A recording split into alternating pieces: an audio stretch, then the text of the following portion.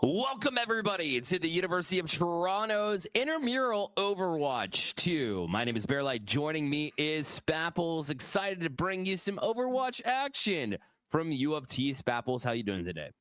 And I am doing wonderful, and it's doing even better now that we have the U of T official stream.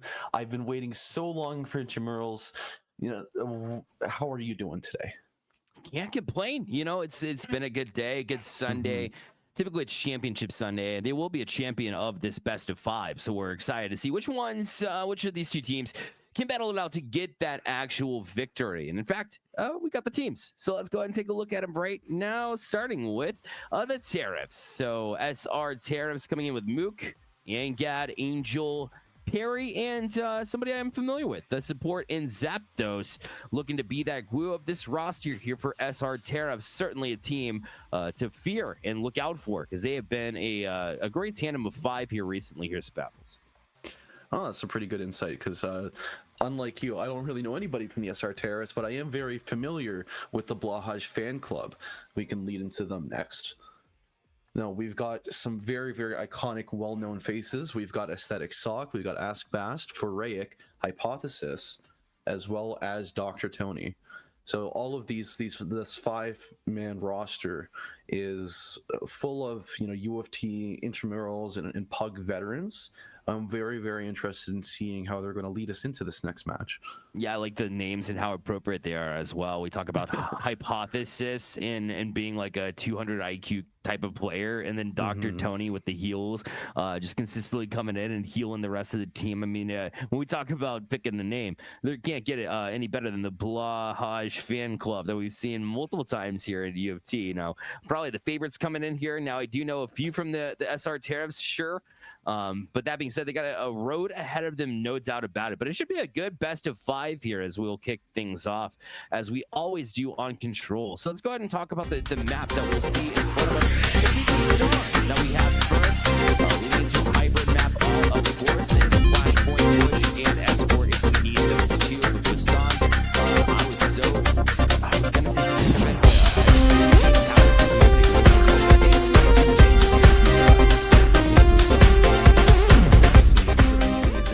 mashup of 3 very iconic maps.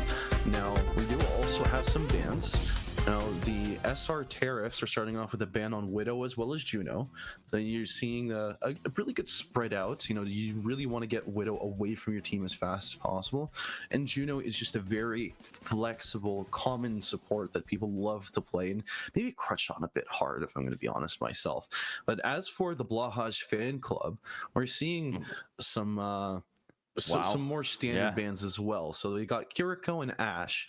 Kiriko, again, just these flex supports that have a lot of variety, a lot of range, especially with the recent perk buffs, they go crazy. So it's really good to see them getting taken off the board. And then we've also got the Ash, which is just a 2-shot menace.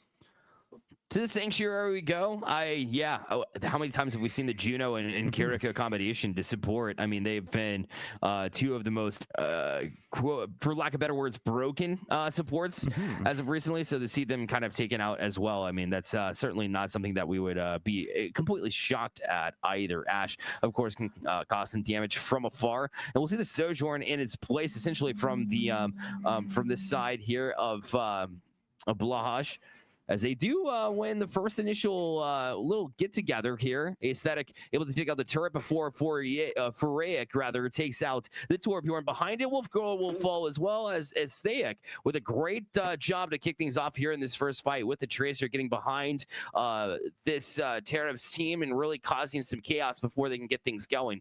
But they will ultimately jump into play here as you see Lucio's both sides, which is cool. Amora, so Tariffs looking to cause a little bit more damage, and although they were able to cause a little bit in this first fight, you'll see Blahaj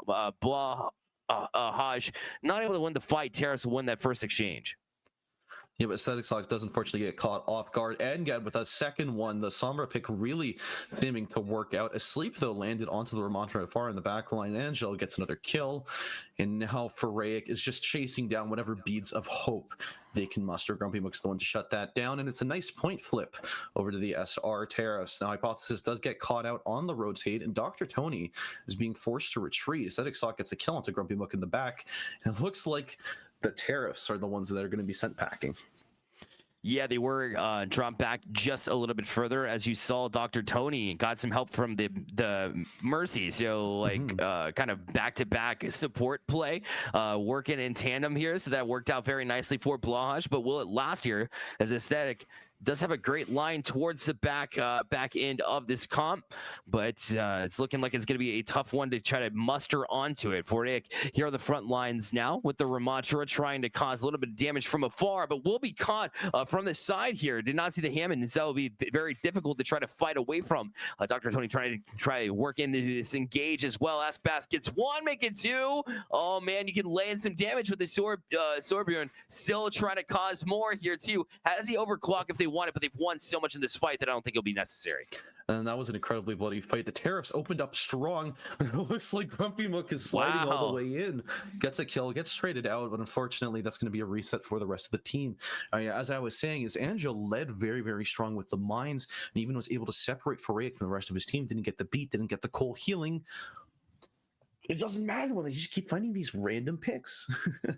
They find them across, and really, it's a really open map, so you can see it cause from behind. Zapdos as well. I called their name earlier, but they will be called out as Foraic able to come through with the pummel twice, make it two as they come in with a pack of heavy punch and looking to cause even more damage. I mean, that's Hamster's very loaded as far as health goes, but their HP drops immensely here. Grumpy does get one before they're able to drop. They were held off for a long time, but they will eventually fall by the hands of Aesthetic as they do get behind them, but only get one. The one-for-one trade as Ancat going to come around as well with the Sombra and cause even more damage. They got 3 ults online. I imagine that Blahaj is going to eventually cause more damage here too as the Ravenous Vortex trying to cause more too. Another mindset coming up for Angel too. So Blahaj, they might be in a compromised spot currently as far as percentage goes, but they do have a lot of advantage here when it comes to being on point. But can they hold up? That's a different story. As Askbass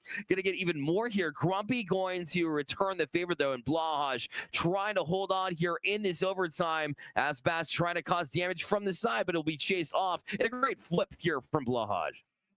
Oh my god, that fight. You saw ults getting thrown in ults. You get an ult, you get an ult, you get an ult, you get an ult. And some of them may have been ill-advised. I don't personally agree with the annihilation coming through from Foraic at the very end, but they did do what they set out to do. They got 99% on the point, and now all they have to do is win one more fight. They have a Coalescence, they have a Pulse Bomb. If they can make them stick, if they can use this ultimate advantage that is being given to them, Blahaj could be walking away from this very, very successfully. They got work to do, but they can certainly at least give it a shot here pretty early. Here's Foraic once again, just absolutely, once you get that rolling, once again, the damage just continues to roll into you. Pulse Bomb still in hand here from Mistake if they want to be able to use it, and now might be a good time to do it, but no need to do that when you're already causing damage in the first place. Got behind the line as well. Pulse Bomb, did it land though? Not quite yet. Ferraic gets one, but it will be flipped, and Tariffs actually going to be walking away with this one as Blahaj got up to 98, but it won't matter when you get that flip. And round one, at least, will go to the Tariffs. All right, I do think it went to the Blahaj. That's right. It's backwards currently. Yeah, so Blahaj came out. They came out swinging and on a composition with a Ramatra, with a Sojourn. When you want to really set up on that point, getting that first fight win is so crucial. Then afterwards, when they're able to hold the point, when they defend, when they drag out those fights. I mean, you saw it personally.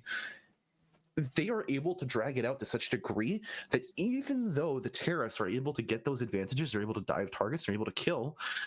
It doesn't really matter in the long con, as the amount of percentage that goes over to the Blahaj is just so severe. Now, you are going to see some changes in their composition. They're rolling out on the Hazard instead of the ball. Hopefully, it's going to give them as much spontaneity that they need, all that burst damage.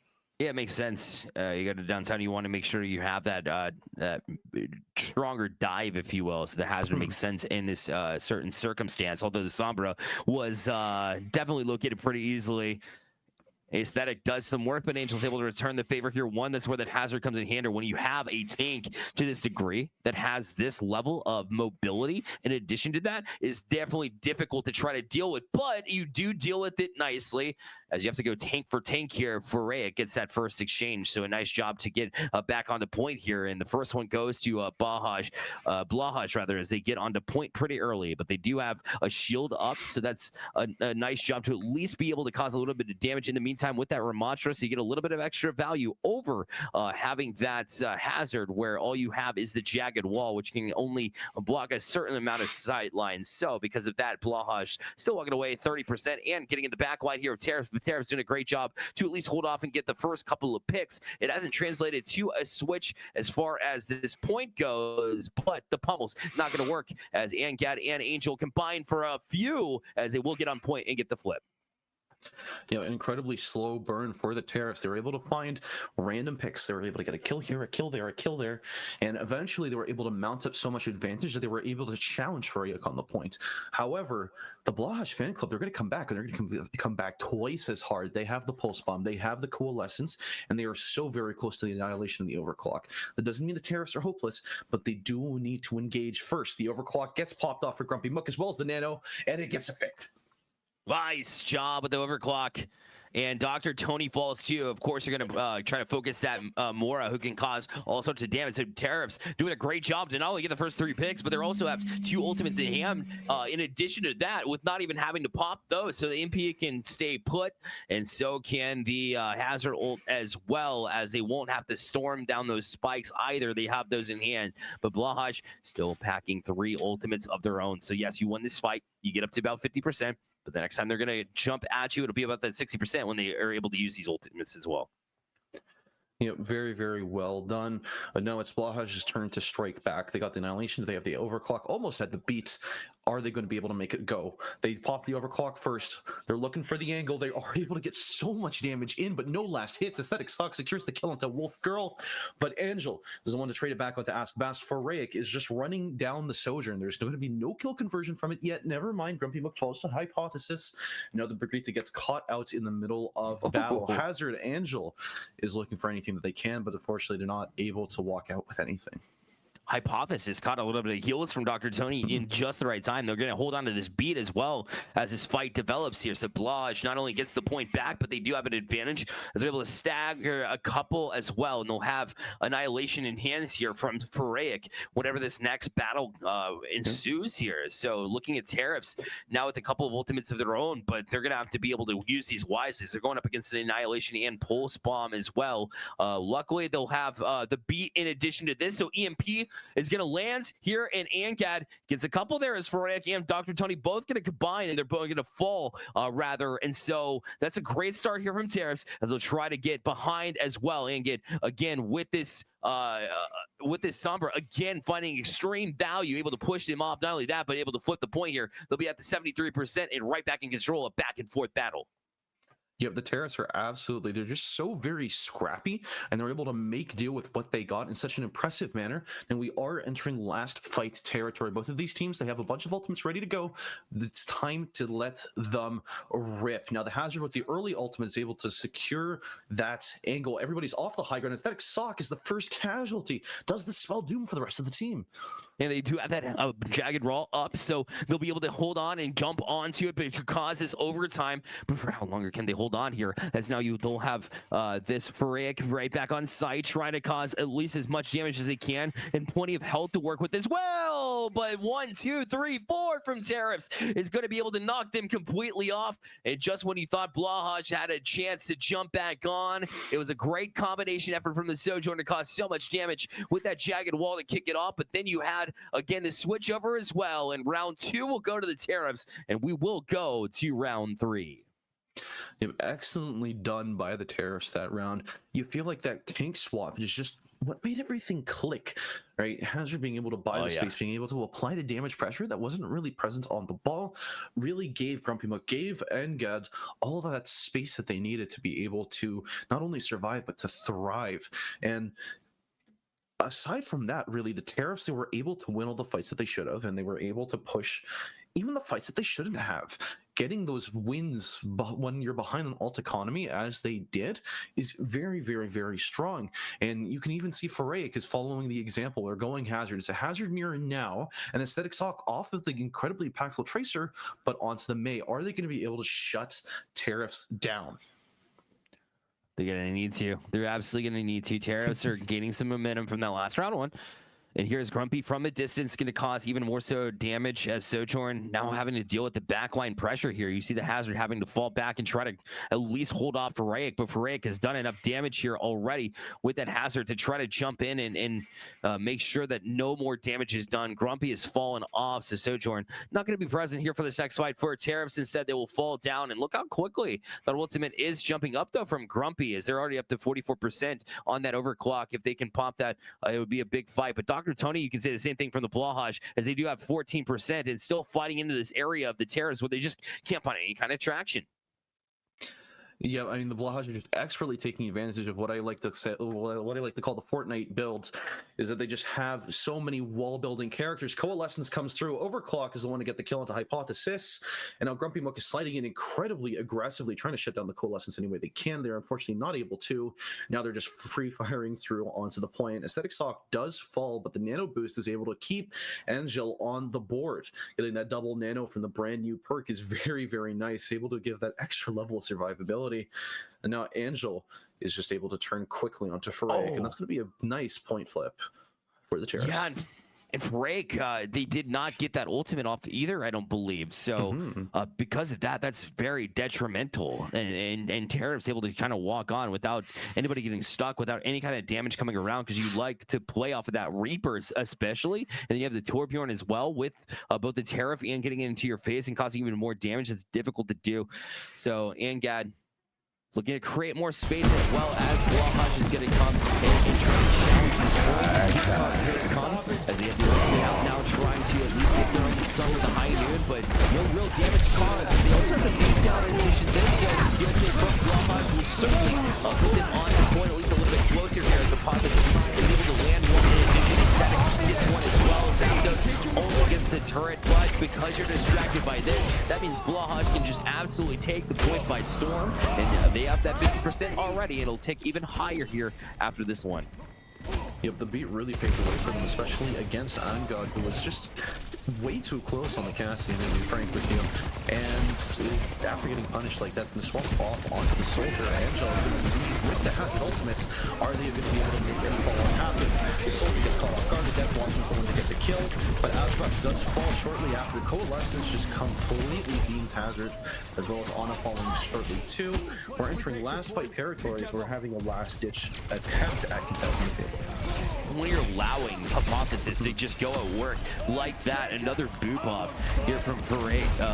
Once again, it's just very difficult to try to maneuver it whenever they've just plain and simple just been able to control the map a little bit better than Tariffs right now. So prime position for sure from Blahaj. I wonder if they can even get the point. The sleep will certainly help, so they will get behind him here. As now it's an opportunity here from Angel to try to kick things off here with the wall, spike wall as well, to try to dive in with the slash and get also getting one on his thing to at least start off the fight, and one DPS down on the side of Blahaj will allow Terrace to at least challenge it in the first of the band. With a couple of kills will keep things rolling as well, and gets down close as well. Dr. Tony will fall, and now Terrace in a difficult situation, just needs to stay on point.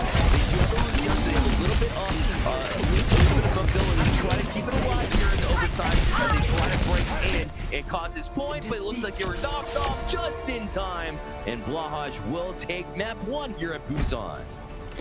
And that was so incredibly close. You saw the back and forth battling.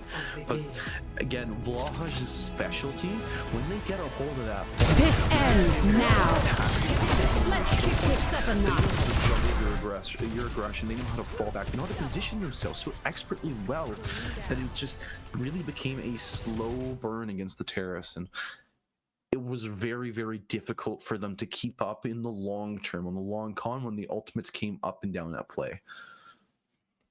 Yeah, it was when you staring that kind of down the face. I thought that Terrace did a decent job to at least hold him off temporarily. Blahaj certainly created value when you already have that high percentage lead, and then you're also finding boobs in addition to that when Tariffs got really very much so linear focused and then did not realize the multiple avenues at play that Blahaj can kind of work around. And so Blahaj certainly found that advantage here, and that was definitely their best round out of all of them, even though it was relatively close. I thought their creativity towards the tail end there in that round 3 really is what pushed them over the edge and gave them this 1-0 lead here in this best of 5. Yeah, I mean, I want to especially highlight the tanks in this matchup, both for Faraic and for Angel, is the amount of like raw creativity and the usage, especially when they were both on hazard with the walls, and how they're able to shut rotations and isolate people. It was magnificent to see. And when you're on the receiving end, when you have this massive 700 HP tank swinging at you, putting a wall behind you so you can't escape, and in fact booping them towards you, it's a little scary. And especially when done right, it almost feels like there's no counterplay. But now that map is over and we have all those bans that are opening up again, because in the intramurals, our format is when a character is banned by either team, they cannot be banned again. So now you have Juno, you have Kiriko, you have Ash, you have Widowmaker, all permanently available for the rest of the series. I'm really, really interested in seeing how that sort of opens up the battlefield and sort of informs how our strategies are going to molds to fit that moving forward. Yeah, absolutely. I mean, how much value? I talked about it whenever the bans did come through initially, but I mean, the Kiriko, it's a matter of now you're probably going to play those both times. Just Kiriko's been around and has still found value no matter what. The Juno also as well. Now you can get creative a little bit depending on where we do go here for the hybrid, but I still imagine that there could be a situation where we see that combination almost all the way throughout, just based on how much value you're able to get. That being said, I mean, the Lucios from both teams here honestly got so much value as well that's why I love the bans that we put in place here for intramurals here at U of T, because that really opens up your repertoire of heroes that you can bring out here. And the Lucios give you so much mobility, plus not to mention the buffs that came, just a couple of patches ago, where you can just lay out some damage in addition to that. So allowing Lucio to be mobile and cause damage and have the beat at the end of the day, like we saw utilized in that map 1, I really do think that maybe we'll see some Lucios throughout. But obviously that's very support focused. But that's where you truly build your composition around, are those supports. So it is very important that we take a look at those. Yeah, and just you hit the nail right on the head, right? When you look at the supports, and especially with those Lucio plays, and it really makes me think about how they're going to sort of structure themselves around the next couple of bans, because it is very, very rare for support role to completely avoid them. So are we going to see an Ana ban next? Are we going to see Baptiste get taken out? And how are those strategies going to be affected by it? Because having your Kiri TP Suzu or your Juno Speed Ring plus Orbital Ray available for the rest of the series, that is a lot, and it's enabling so many strategies moving forward. Now, it does look like we have our next map locked in. We're going to be sent over to Numbani.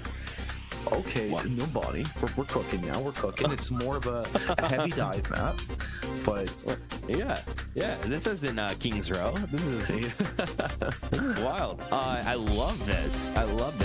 Very tight quarters. Obviously, you have just like you have with any other map here with Numbani. Of course, getting on the first point, there's plenty of flank routes, or at least there's one major flank route to look out for. So Numbani can be very linear at first. Obviously, as would be expected with the rest of it being a hybrid here, but that allows with plenty of corners here, the Ramatra to be an option potentially, especially with the pummel kind of getting in to building in that lane. If you do have like a Tracer or Sombra that you're trying to get on the back lines, as you typically find. Now, as far as bans go, it looks like we'll be getting in those in shortly here as well, so we'll kind of cover those. But that's my initial thought. What are some of the heroes from the maybe from the DPS standpoint that you're looking for here? Yeah, I mean, Numbani is a classic map for, two different sort of styles of heroes. You have a lot of your flyers, so your Echoes, your Faras, characters with a lot of mobility that are able to, really get on the high grounds or pepper people down on the high grounds. They're very, very, very powerful. And then in addition to that as well, you have your flankers, your Tracers, your Sombras, your Genjis traditionally are very, very strong. They have that sort of mobility that allows them to take the high ground if they need to, but also to take up different positions and sort of flank the enemy, especially because on the defensive side on this map, you don't really have too many options. And it does look like we have our first round of bans from the SR Tariffs. It's going to be a Mercy Tor ban. So that really targets actually both of what I was about to say, or what I was saying, is that your Mercy is a very big component of enabling your flyers, your Faras, your Echoes. But then also Torbjorn is very strong at shutting those flank routes down. And if you have a Torb turret at the end of a hallway or around a corner, it is very difficult for your flankers to get by, at least unnoticed or unscathed. Yeah, it's 100% accurate. So to be able to just lock that down, have the peace of mind is certainly big. We'll see Brig and Sojourn banned from Blahaj here as well on the opposite side. So I'm not going to get the rally, which is pretty valuable there, especially like the back line lockdown. Not to mention, like we mentioned, we saw a lot of skill, at least enough to be worried about the overclock from both teams. And so they said from Blahaj, they said, why not just like lock this down for the first in the first place? Let's see another hit scan. Ash does open back up here, so that's a viable option here, maybe in their place. Could be an option as well. So we'll keep eyes there as well, as we're about to head into map number 2, brought to you by BMO. To help you focus on what's important, BMO has checking and saving accounts, credit cards, and borrowing options specifically designed for students. So not to mention, you get up to 12 months of Domino's pizza worth $190 with BMO's current student offers. Make sure, Spapples, you want to make sure that you visit bmo.com/students for details to get on the best deals there as well. And BMO Next Level, twitch.tv/BMO_NXTLVL. Live every Thursday at 7 p.m. It's something that you really don't want to miss, Baffles, alongside here, this Overwatch side. And sorry, were you saying my name? I was just thinking about that pizza. All right, it does man. look like we're going into Numbani now. I'm really excited Yep. to see how these teams really shake up. One thing I did want to point out about your mention of the break ban is that Ana is still open, but Ana is a very, very frail old lady, and she can get absolutely dove on unless you're very confident with your ability usage. Right? If you have a very confident Ana who knows how to land their sleep darts, and most importantly, they're confident in their own ability. They're able to take those advanced angles, and they're able to toss out their nades and not have to rely on it for their personal use. You're able to do so much damage as on this map. But it does look like our defending team, the Blahaj fan club, are opting out of even taking a Lucio. They're not going to have any boop ability. Instead, they're going to be running Moira with Dr. Tony. Yeah. I mean, they got a lot of value out of that Mora, so I don't blame them to some degree. It is a risky move here with the Ana Mora, but you do have very much so an interesting combination with the Winston Cassidy in addition to this, and the Tracer on that flank as well defensively. So you're looking for that high ground type of dive situation where it can be very difficult to go up against. And Aesthetic, when you're going 150 versus 150 HP, sometimes you can just bop them on the head, and that's where we saw the first blood drawn here as Hypothesis is able to get in and cause even more damage as by the time Angel is able to get into it, the deed has been done here. Blahaj still trying to cause damage as Aspas just doing a load of damage as well from the high ground. Yep, very, very well landed abilities. Hypothesis asleep, just being able to completely shut down Angel's advance, and then after being forced to pull out, sent the anti-grenade right back after them and made sure that they had to take a long reset timer. Now, Aesthetic Sock again is on the flank, is setting up for a very, very strong fight, but the anti-nade getting set up to the top lane is enough to ruin Hypothesis's game plan, and again lands the final blow. Aesthetic Sock is being forced out from below. Are they going to be able to take advantage of this? And Hell is able to somehow get away with their lives. I'm not sure how that happened, but they will certainly take that. There's no doubt about it. As you see them up close and personal, but can they take them off in the flank route? Yeah, sure enough, you can. Dr. Tony got a little bit too anxious there. Jumped up in, really got too close.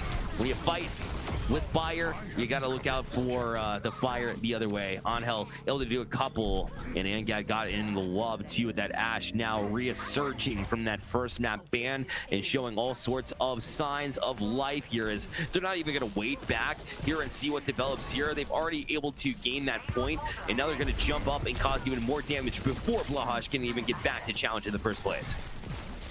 Yeah, but Angel making sure to take that space and really deny Blahaj from being able to set up properly. You can see how far back Hypothesis is being forced to play. It doesn't seem like they're going to be having a contest, at least on the first or the second corner of the point. Aesthetic Sock, though, is running through directly, ignoring the Tracer right onto the back line, being forced to defensively anti-grenade. The Curie ults does run through the point, and you see Baller's taking a little bit of a nap. With a high noon, but nothing landed. In fact, you saw Hypothesis get pulse bombed from behind. It's a little bit of overkill there. You said, Ana's an old lady. Why are you throwing pulse bombs on her? Goodness gracious, holy cow.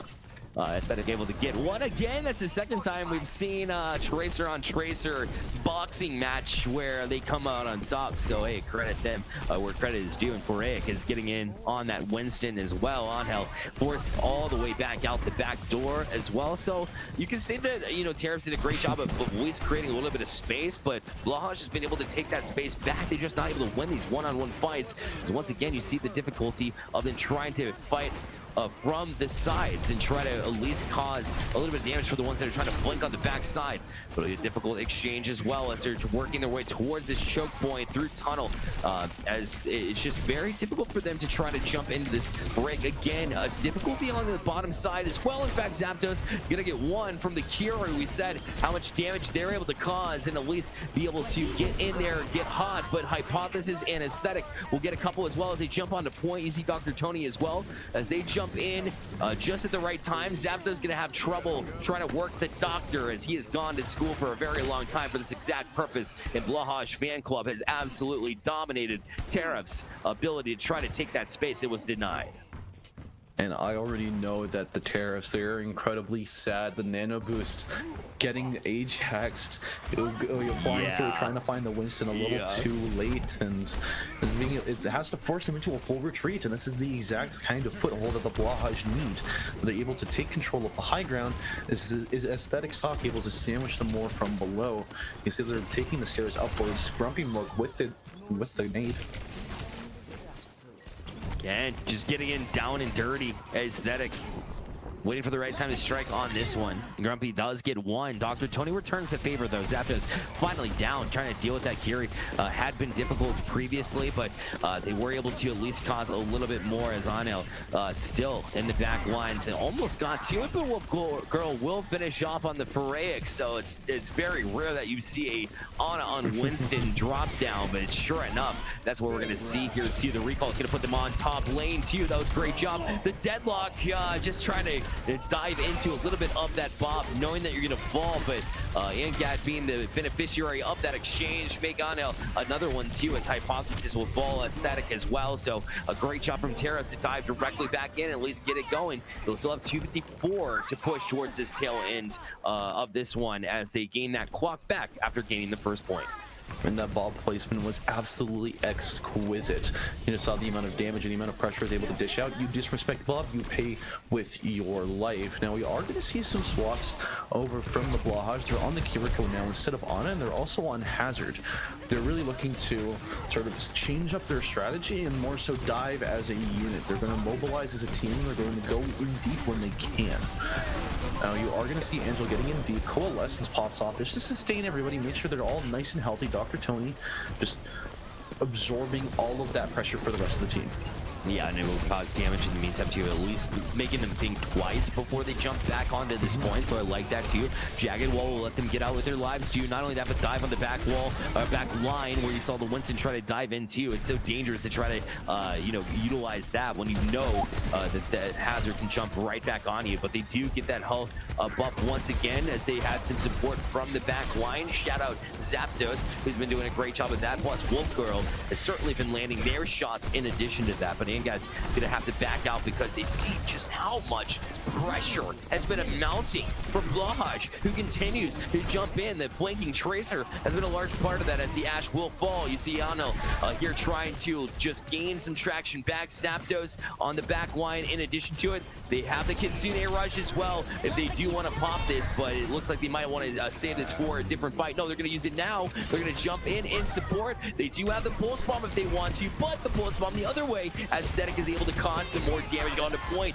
Now it's Anhel trying to hold on to this point push as they've gotten so close, but so close only counts in horseshoes. They're going to be very much difficult here, but Anhel again causing more Angat to combine here on the back line. And Terra's looking to push in.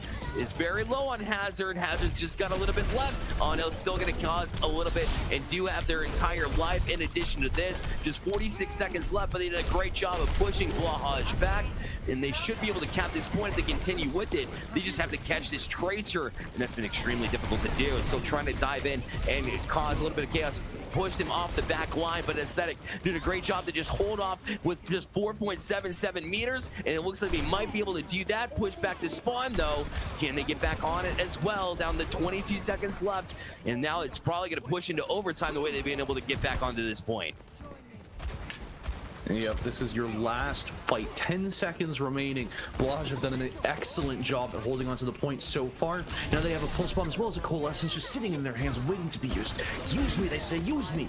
And get his the win to find the kill with the Hypothesis, and that's a major source of healing down. Coalescence does come through.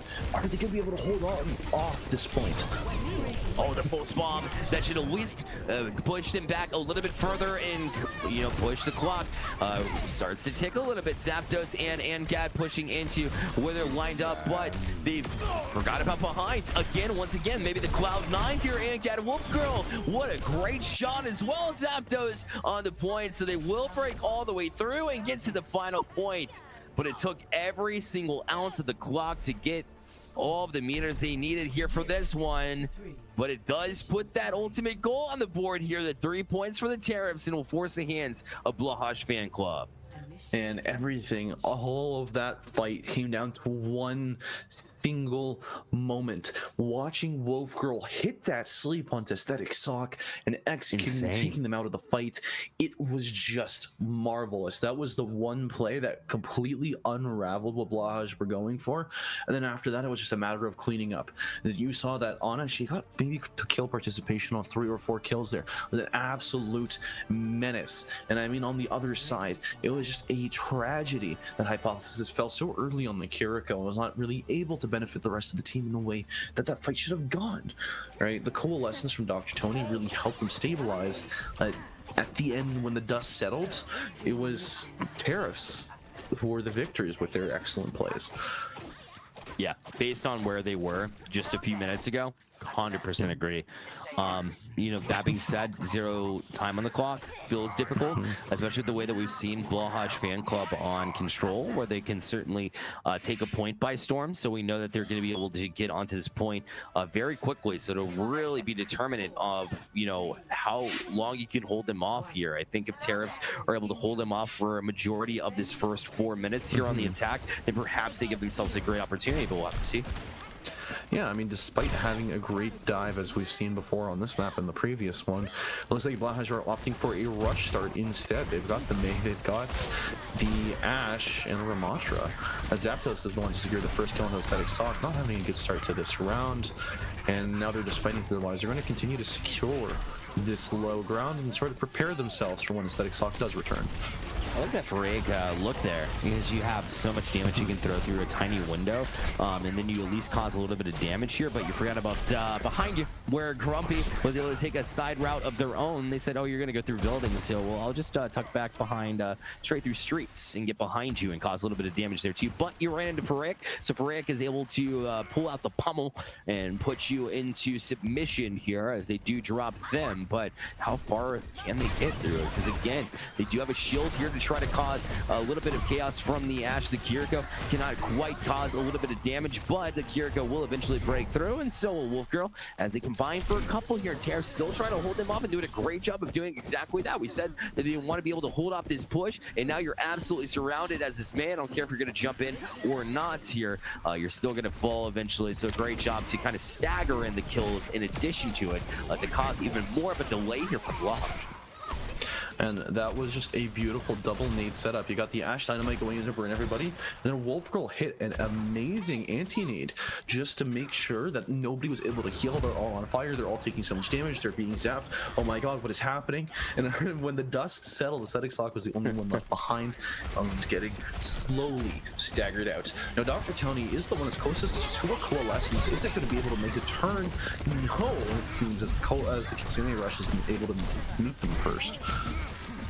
Yeah, now you've got an opportunity here to dive in if you want to. I know it's not going to want to do that because they have Primal Charge. They've also got Bob. They've got Pulse Bombs in addition to that, plus the Nano Boost. The Tariffs are sitting pretty here in this next defensive sequence as Blahaj has tried to throw everything they could onto it.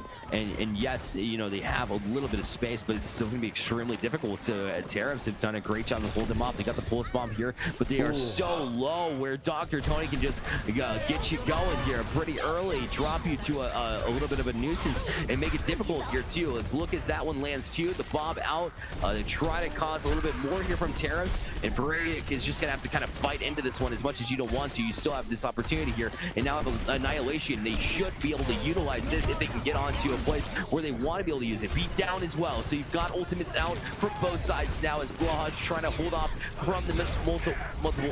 Also the Nano Boost as well to jump in and allow the Winston to try to go to work. Hypothesis will drop though, and still being able to cause a little bit more as they're able to hold off, stand tall, stand their ground. Anno will, as well as Farag, will drop, and now they're down to 50 seconds and still don't have the point. Yeah, it was an absolute bloodbath of a team fight. You just saw fists flowing left, right, and center. But now as the team are ready to regroup, they have 30 seconds remaining. They need to rush their way to the point right now. Now, what do the Blahaj have in their favor? They have a Bob, they have an Annihilation, but are they going to be able to land them in a spot where it really matters? Nobody's been able to move Wolf Girl off of her high horse, and the Kitsune Rush is just making sure that this high ground is untapped. Yeah, again, there's just no space to work with. Angel's been insane with this Winston, just knocking them and gaining a little bit of space, and then you see the Ashe jump into their place. But that being said, Zapdos is down. That's gonna be huge. As Akiri's not gonna be there. Wolf Girl trying to hang on for the lives as well, just barely have it. The annihilation. So this was the exact push that you wanted. Sure enough, you wanted this to happen a few minutes ago, but surely enough, at least Blahaj able to gain the points. And now it's here where it's an extremely important push here. You want this first push to go pretty well. Ask Bask and Aesthetic here gonna start this off exactly how they want to, but they've only got 2 minutes to push towards this first point. Yep, that was the crack in the armor that Blahaj needed, and now that they're pushing through on second point Nambani, it is very, very difficult for teams to find their footing on this point. Now, there is a pretty unique opportunity for the Tariffs to come through. Oh, it does look like we have a bit of a pause. Unfortunate, but we're going to continue to sort of, talk our way through our thought process here and, sort of round that through. So, yeah, when you're looking at the overall state of the match, yes, the Tariffs, they started off in a better place, right? They were able to secure first point faster. They're able to get through the second point faster as well with more time remaining. But then what ultimately happened is they got hung up on third.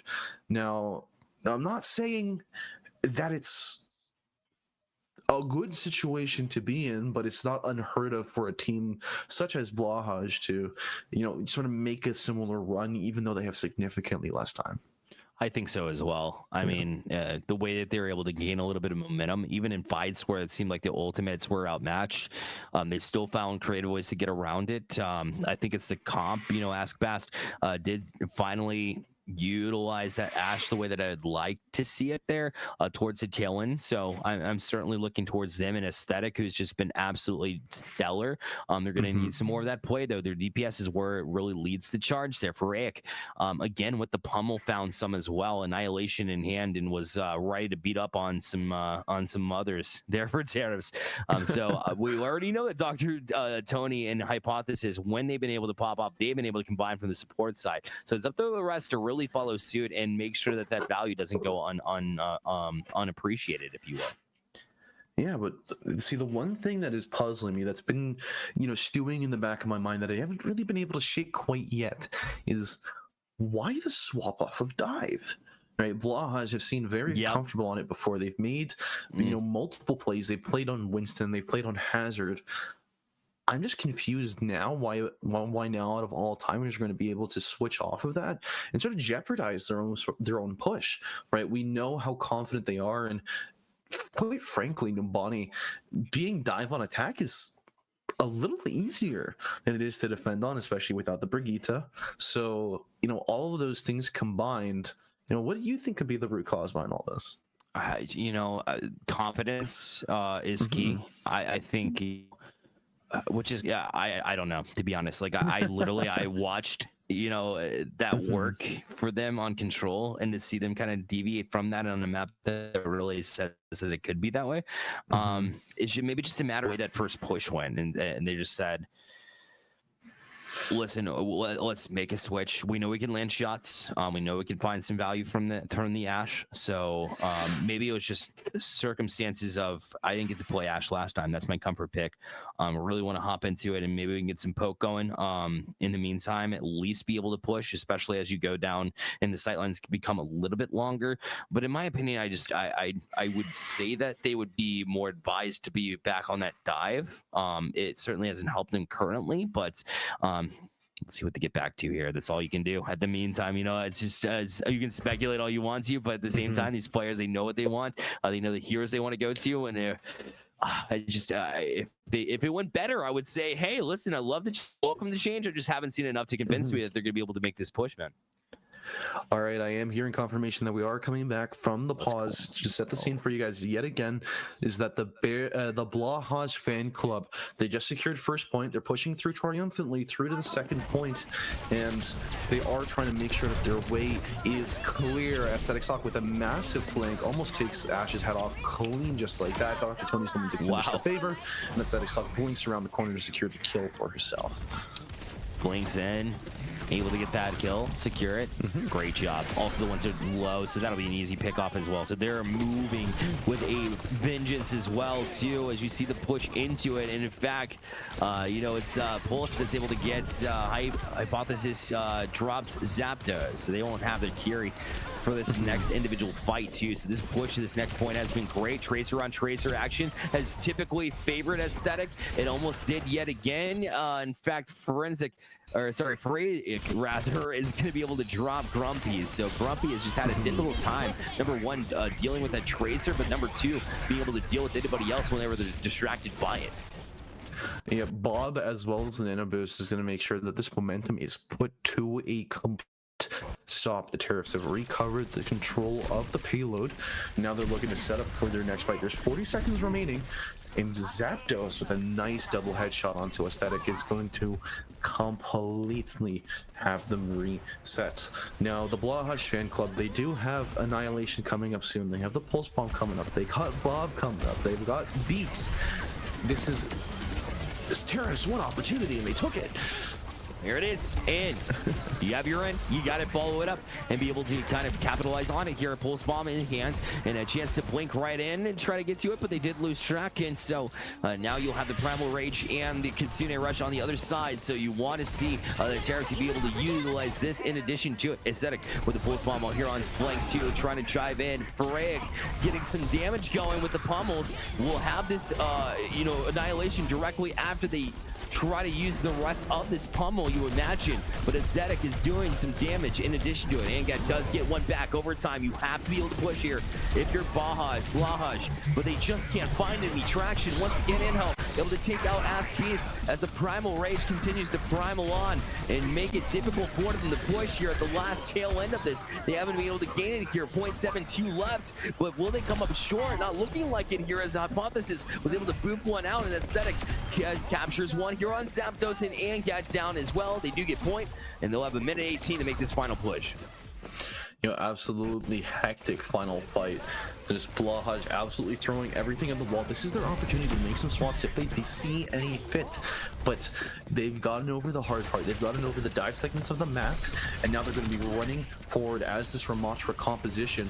They're going to be trying to shut this out. They want to get to the end. They want to get to the overtime. Angel actually swapping over to the Orisa, making sure that, okay, if they're going to work Ramatra, if they're going to try and walk over my team, I'm going to be the shield. I'm going to stop them in their tracks and to prevent them from progressing forwards. Shield by just being able to have just so much more health to try to dive and get in that kill before that Lucio could at least get their heals back up after getting the speed boost for quite a while now too. They're trying to capitalize with even more too, healing out, but will it be enough to be able to keep them back on their you know, front toes here? I don't know if it's going to be enough to be able to accomplish that, as they're still trying to loop into it as well. Freydic, you see him on the front line as well, trying to at least get one Aspas, going to get one, but not more than that too. Plus, they have their ultimates, Terra Search ready, Kitsune Rush ready as well for this team. They should be able to hold off whenever they want to. It won't even matter. They won't have to use them at all, as now it'll be Tariffs able to capture here at Numbani, and they will even the series here at 1. And they brought us back to 1-1, and I didn't think it was going to happen at the end of Busan. When I was looking at it, it was looking pretty confident on the side of Blahaj, but the Tariffs, they really showed up in a way that you can't really call for. It was a beautiful series of fights. They really knew how to read the map. I'm going to be honest, it kind of came to that. They knew how to play the map to its strengths. They played dive when dive made sense, and they were able to swap off to that sort of bunker composition when they were on the defensive side. And now there's a lot of flexibility and a lot of strength coming out from the tank. In particular, the tanks were the most frequent swappers in the series so far. Agreed. Yeah, when you see like a Ramatra go to Hazard, goes to Orisa, you know, throughout the entirety of this map, it's just it's who's gonna gain that little bit of advantage. And you saw that ultimate ticker tick up from like 0 when they made the switch to Orisa. to like 100 pretty quickly. It didn't even utilize it, by the way. I didn't even have to, as the Bob was laying in from Anget as well. So Tariffs found so much value in those ultimates and still had some on the table as well. So Blahaj, credit them, because they went to overtime with plenty of meters left before they even hit that first point. So to be able to get as far as they did certainly shows that they have some heart in them, that they have that talent, but just that first push was ultimately what held them back, and why we call ourselves even at one instead of them being able to capture it and us going to another set of rounds there at Nimbadi. Yeah, I just can't wait to see where we're going to go next, because okay, Escort was a very objective focused game mode, but now next we've got Flashpoint coming up. There's going to be more of a return to control, but with a lot more momentum hitting behind it, right? Because you're going to have your flashpoints. There's going to be no resetting, no pausing. There'll be a constant duel, back and forth in the way that the tides play in and out on each other. Historically, at least, we've seen that Blahaj have had a very strong advantage when it comes to sort of reading those fights and being able to engage, especially when they're able to win their first fights. Now, we do have a lot of bans open, right? I'm going to speculate here a little bit, saying maybe that Sure. Lucio is going to get taken off the board for this next map. Lucio has a huge amount of presence and amount of power on our Flashpoint maps, and Oh yeah. being able to remove that universal aura, that speed boost that is able to move your team from one stage to the other, even though you can sort of replace it with Juno, it is a big investment to do so. No doubt about it. And now that we've gotten word on where our next map is going to be, Siravasa is where we'll go for this next one. And that means a whole lot here, especially with the Lucio. You mentioned it right off the bat. You can find so much value, especially with the mobility. The points that have that are pretty much walled in from the get-go, from every single point that you have. Truly, you can get some value out of that Lucio. But the problem is, like, both teams run it pretty well. So when you ban it, obviously, you can't play it as well. So it does take like a leap of faith in order to really you lock that ban in. But from my viewpoint, I think there's enough to say that, hey, that makes sense to me. But we haven't seen that lock in yet, so we'll see if we get those bans here in a matter of moments. But Siravasa, a very common one here too. So both teams, they're coming in with these strong strategies. It's just a matter of which direction they want to go in with these bans. Yeah, we have our first round of bans too here from the Blahaj. We got Ana and Sombra. Sombra's a peculiar ban. I'm guessing it's, well, the way that I would like to read into it is it's more of a targeted ban against what the Tariffs seem very comfortable running.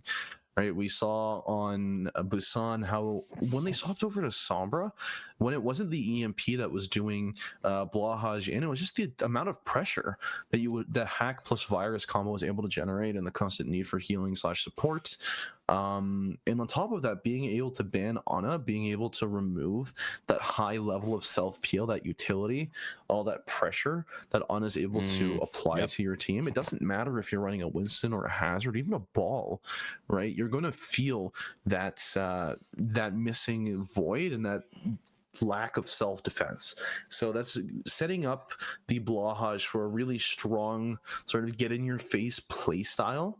Right, I'm really interested in seeing how the Tariffs are going to try and retaliate.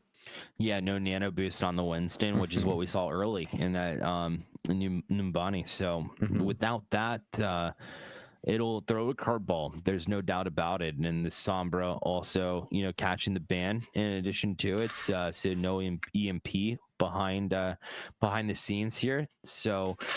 That being said, less impactful from my viewpoint than the Ana, who can certainly find, especially from a distance, when we talk about Flashpoint, how much distance you have to really cover and be able to, even in transition, if you run into a fight, you won't have that ability to have that support from a distance. And in fact, you won't have support from up close either. The Mora has been banned as well. That's one that we didn't talk about, but certainly one that we had in mind. And then a Tracer ban in addition to that. So if you wanted speed and flanks, at least being able to control from around the point or be able to extend in overtime on these shorter amounts of time to capture a point here in Flashpoint, you won't have that one either.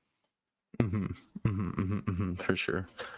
Now, the Tariffs, their bans are very I want to use the word targeted as well, but they also are smart bans. Not going to target it in particular, but Moira Tracer, right? They really want to sort of kick Blahaj while they're down. Getting rid of such powerful picks and things that they defaulted back to is really going to make Blahaj have to rethink their play style and sort of double down a lot on those core principles that they've been sort of dabbling their feet into. They've been trying to run the Ramatra with the Mei, with the Lucio, but will it come into fruition? Will they be able to do it here, or are they going to have to fall back on something else? Yeah, it's a great question here. Angel said, hey, I played Orisa extremely well, so we'll see if this lock-in remains here. You never know, you can see some last-second switches, but I've seen Orisa get a lot more play here. It's certainly not speed-worthy, if you will, and in fact, the Orisa will have the Lucio, so they will have that extra bit of speed. Is the hypothesis with the same with the Juno, which we'll see for the very first time, which is wild to me. It's what I see pretty frequently, no matter what map you typically go to at the pro scene, until WCS started to do bans. You see UT doing the same thing, so we'd love to see this composition as well. Yep, I'm a very, very big fan of the Malga pick as well. As long as it's not a mirror, I love seeing Malgas come out to play, especially against an Orisa. It's one of his worst matchups. And you even see the Venture diving in deep, getting that pressure in. And so far, none of these teams have been able to cap the point. Aspect is forced to fall back from the high ground, and Angel and the rest of their team, the Tariffs, are able to secure first point. Now, it is going to be a little bit of a reckoning for Blahaj. They need to reconsider. They're going to use the speed ring to get in on top of the points, but is it going to be enough? Is getting close to the Orisa really their game plan? They have the Venture diving in deep on the back and able to get the kill at the end, but World traces back. Yeah, again, once you get behind him, but at Venture, you have to be able to have an exit plan in addition to that, because you can't drill yourself out, especially on this point. It makes it very difficult to do so, especially when you have full coverage from the sides like you see that they've had here from the get-go from Tariffs, who continue to tear in to this team of Blahaj, who just cannot find traction. Once again, Angel almost was able to land that javelin also, but really just causing more damage as the Brick can't get out either. Terra Surge will be in hands. You'll have the beat as well. In addition to that, from Zapdos, you'll have just so much that you'll have to dive into to try to get through. So this first point almost surely secured here by Tariffs. They did a great job from the back line first and foremost, from the Baptiste, causing damage first and foremost, but then also getting the heals when they needed to as well. It'll be Tariffs that grab the first point. And Tariffs, Terran, I mean, that was a generational quote. Don't think you're going to sneak that one by me. But it was very, very lucky that they're going next up to the Fountains. Is that the Tariffs, they have a very strong position already. But you see that Blahaj are rotating around and trying to get onto the high ground. And the turret does fall for Grumpy Mook. It's not the end of the world yet. They got the overclock as well from a distance. The beat drops just in time, but is it in time? Never mind. Aesthetic did enough damage on the backside of it from that Genji, who just slices and dices all the way through. My goodness, that was a 4 kill in a row. A team kill complete the stock here. We haven't seen them on anything but Tracer, but clearly the Genji is somebody else that you can utilize here. The Tracer, even on that first push on the first point, did not work out because there's just few places where you can utilize this. But to get up close and personal certainly worked there for Aesthetic. Man, the Tracer player has a good Genji? No way. But it is going to be a strong engage and overclock coming through for Aspect, sort of retaliating against this high ground push. And now it's a retaliatory bombing as they're trying to find anyone with low mobility. It's not going to find anyone though. No, not quite. All right, so they'll have to back up a little bit. Zapdos says, hey, let's wait for this push. You can be patient now. You see it's only 63%. Great deflection here from Aesthetic as well to get up close. Dragon Blade pulled. Now you've got one. You've got Brick as well in with you, and Gadget to try to end it. It does get on the back line to get the Sojourn and Aesthetic. So Genji will fall, but not before the damage has been done. Hypothesis now with the Juno does take out, hello? Some Juno on Orisa action, who was low, so you'd love to see them pull out the missiles there to finish it off. We have ourselves overtime as Blahaj looks to finish off this point, but they got a handful of individuals here on the point that they'll have to deal with as well. Hypothesis can't get out the back door. No.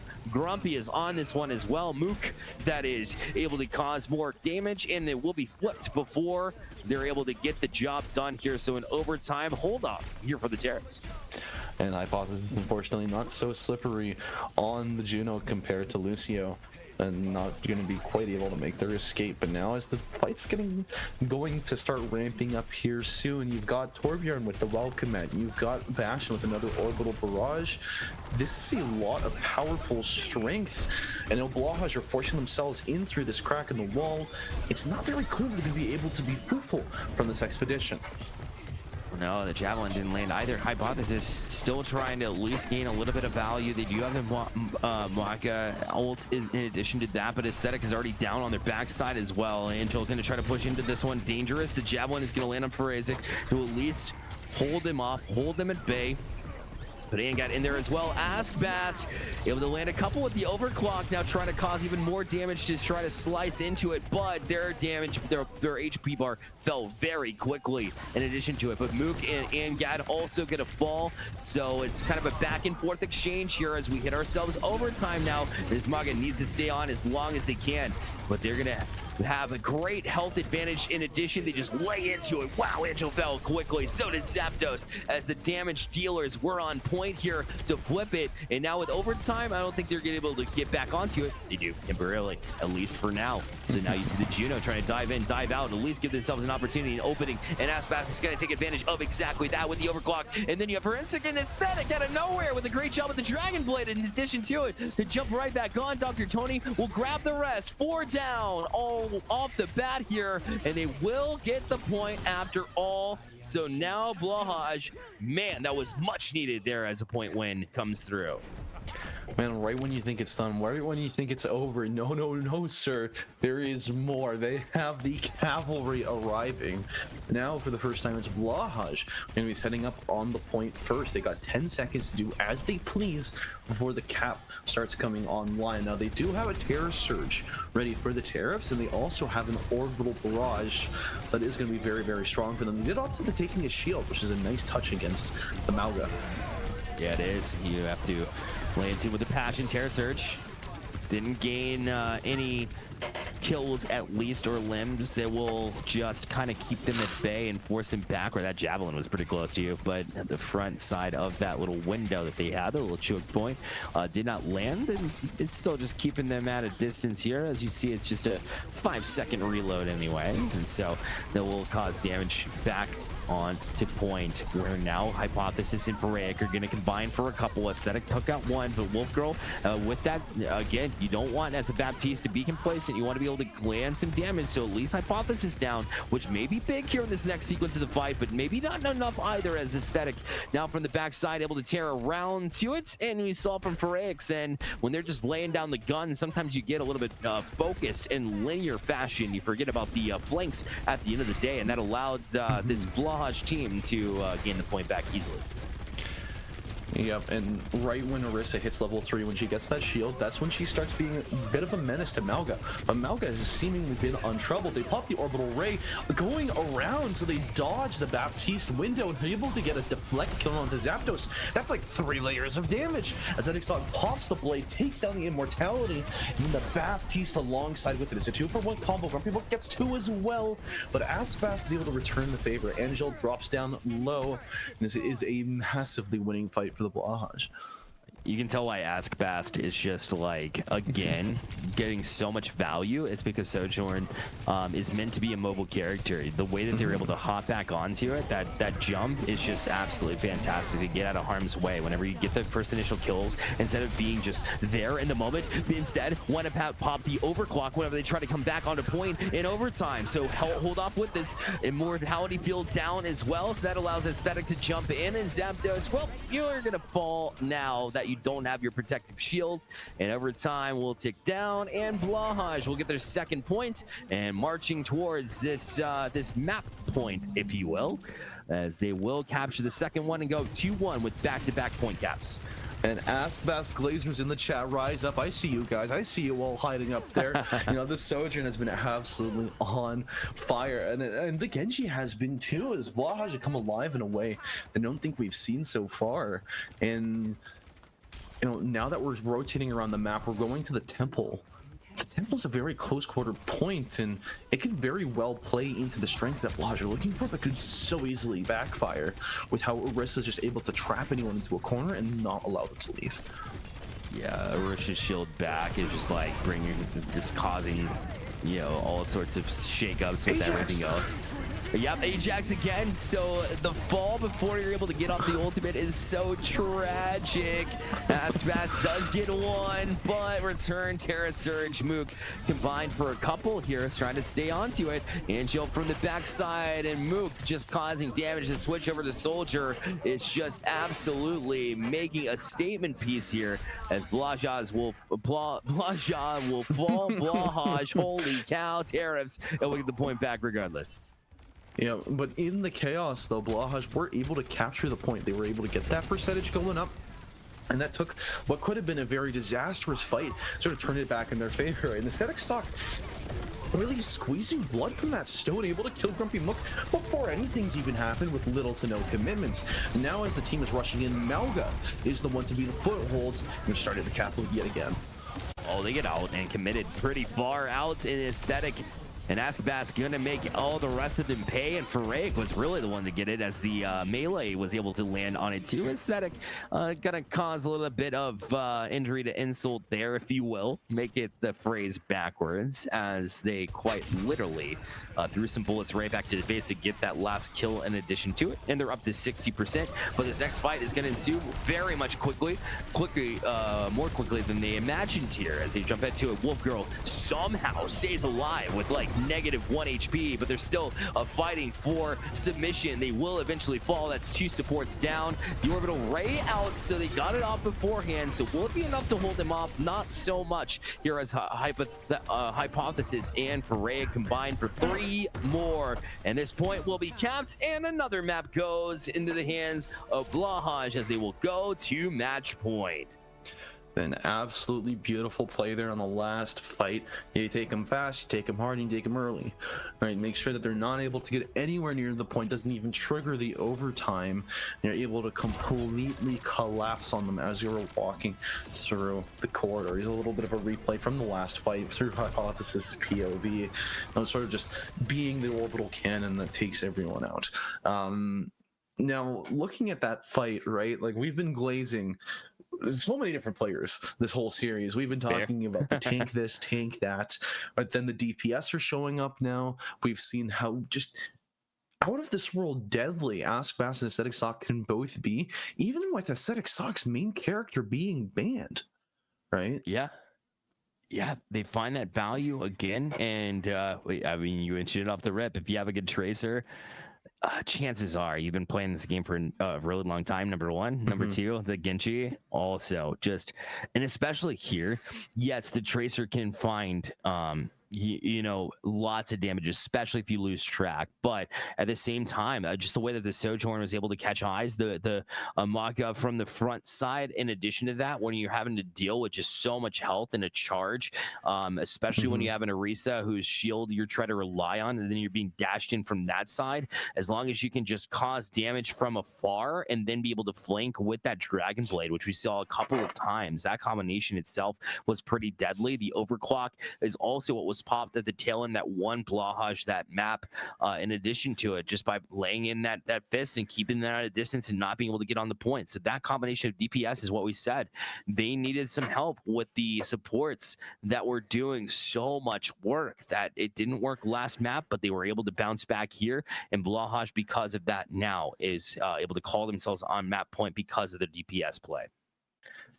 Yep, no, stay tuned. We are going to be going on to a quick 5-minute break. Thank you all for tuning in tonight, and we look forward to seeing how this wraps up. All right.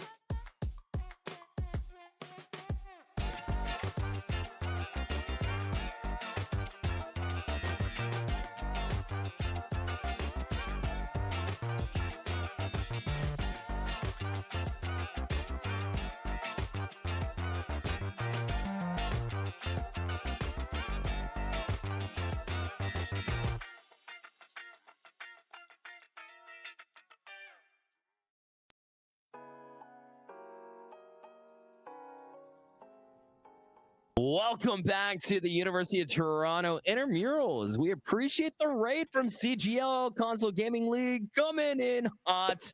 Thank you so much for tuning in with us, and we appreciate everybody for coming through as well. Spapples here with Bear Light, and we've seen an entertaining, to say the least, first 3 maps here, Spapples.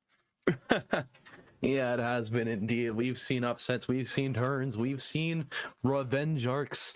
There's been a lot going on tonight, but stay in your seats. There's still more to come. We've got Rinasapi as our next map, and we've also got our bans. We got Ramatra and Lucio banned from the SR Tariffs. I didn't see that one coming. I didn't either, to be honest. We saw some Ramantras early, so like I get that from Tariffs here, because Blahaj, they did find some value from it. The Ramatra and Lucio, I think, is one that we've seen from the get-go. I think they were just waiting until this map came around for them to jump into it. But Bastion and Ball from Blahaj here. Again, another combination that maybe we weren't expecting. So you mentioned that, but here we go. So on to our next map here. It'll be for push Runasapi. So that being said, now that we know our map here, your thoughts, what heroes, knowing the bands in camp as well. Yeah, the little Lucio ban makes a lot of sense. Is that Blahaj has been running it a lot, especially core with the Ramatra. But what really confuses me, what's racking my brain, is when the Blahaj ran Ramatra, they didn't really see much success. So I'm not exactly sure where they're coming at with this ban. Perhaps it's preemptive, thinking, okay, they picked Ramatra this many times, surely it's good on some maps, right? So they're trying to get that out ahead of the time, ahead of way, right? And getting rid of Ball on Blahaj's side, really just preemptively banning it again, right? Ball is a character that really benefits from these open maps, and push allows for just so much extra mobility, extra health packs. The map is just physically large, so banning Ball, removing that possibility and forcing Tariffs onto something that they might not be as comfortable with in terms of these like long sprawling maps is a very good play for them, to be honest.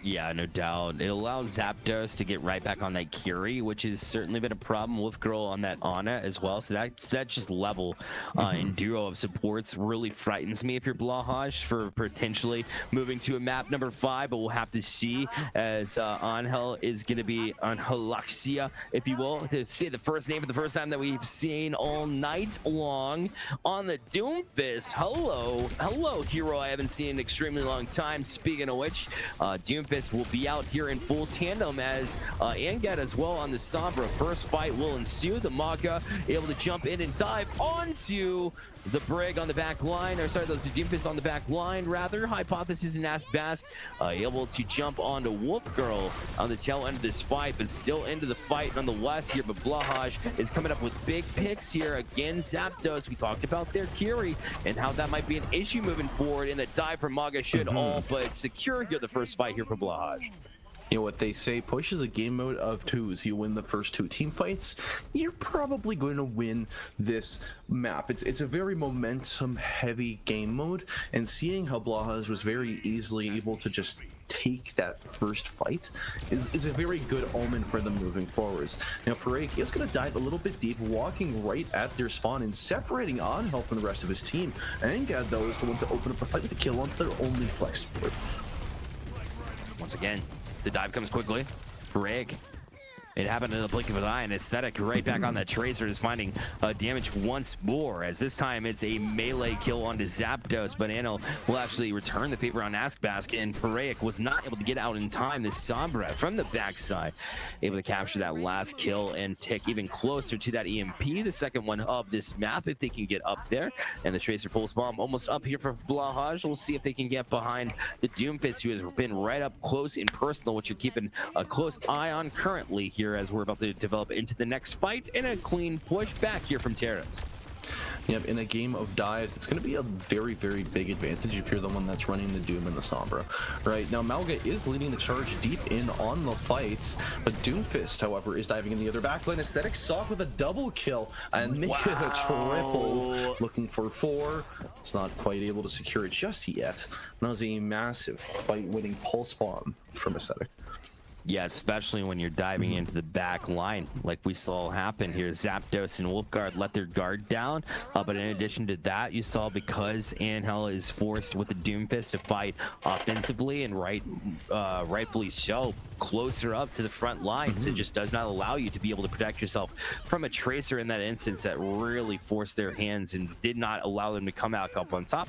And the bot will march quickly back towards the Tariffs positive side, though, as they're able to regain traction within that next fight. Here's Maga still trying to dive into the back line, and Asbask is so far forward. Can the Sojourn land those shots from a distance? The answer is not quite yet, but they are able to lay down a little bit more. Asbask was able to take out Wolf Girl. An important pick there as Ana was an important part of that, but the EMP comes through, and that will be difficult here as everybody shut down. Mook rather, able to get one on a Hypothesis to trade that one out, and Anthill allowed to jump in and actually cluck Aesthetic Suck in the face, and now that will push them and force them backwards here too, and the dive in will again create even more space, and Tariffs will jump into it and be able to take this past the 20-meter mark. And the amount of heavy lifting this Doom Sombra combo doing is just astronomical, and they're able to make sure that Blahaj are not able to secure that first checkpoint. That checkpoint is so important for the rest of the team. Orbital Ray comes through, and Aesthetic Sock is the one to secure the first kill. Wolf Girl trace it back onto Askfast.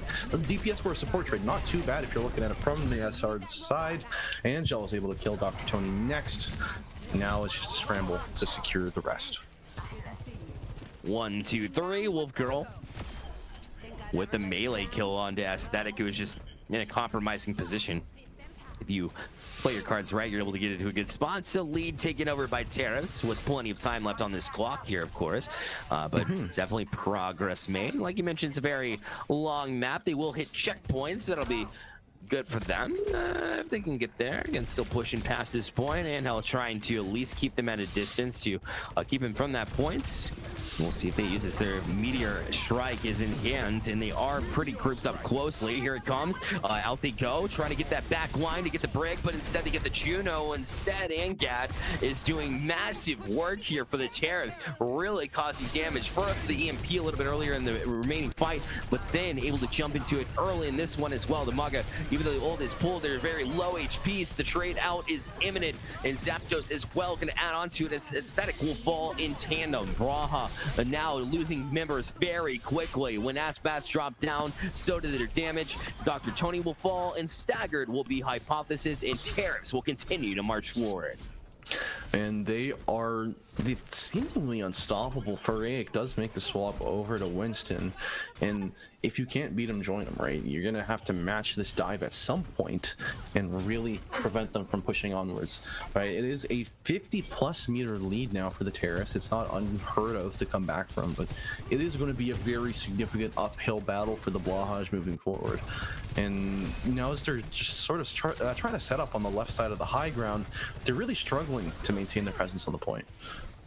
So try, especially if you lose your on it there. Luckily, Hypothesis was able to get out of dodge, and so is Faraic rather, as they did gain a little bit of help there from Dr. Tony, still staying in the fight maybe a little bit too long. Aspas was not able to get out of it. Dr. Tony will, and so Faraic was allowed a chance to jump up and take out Mook.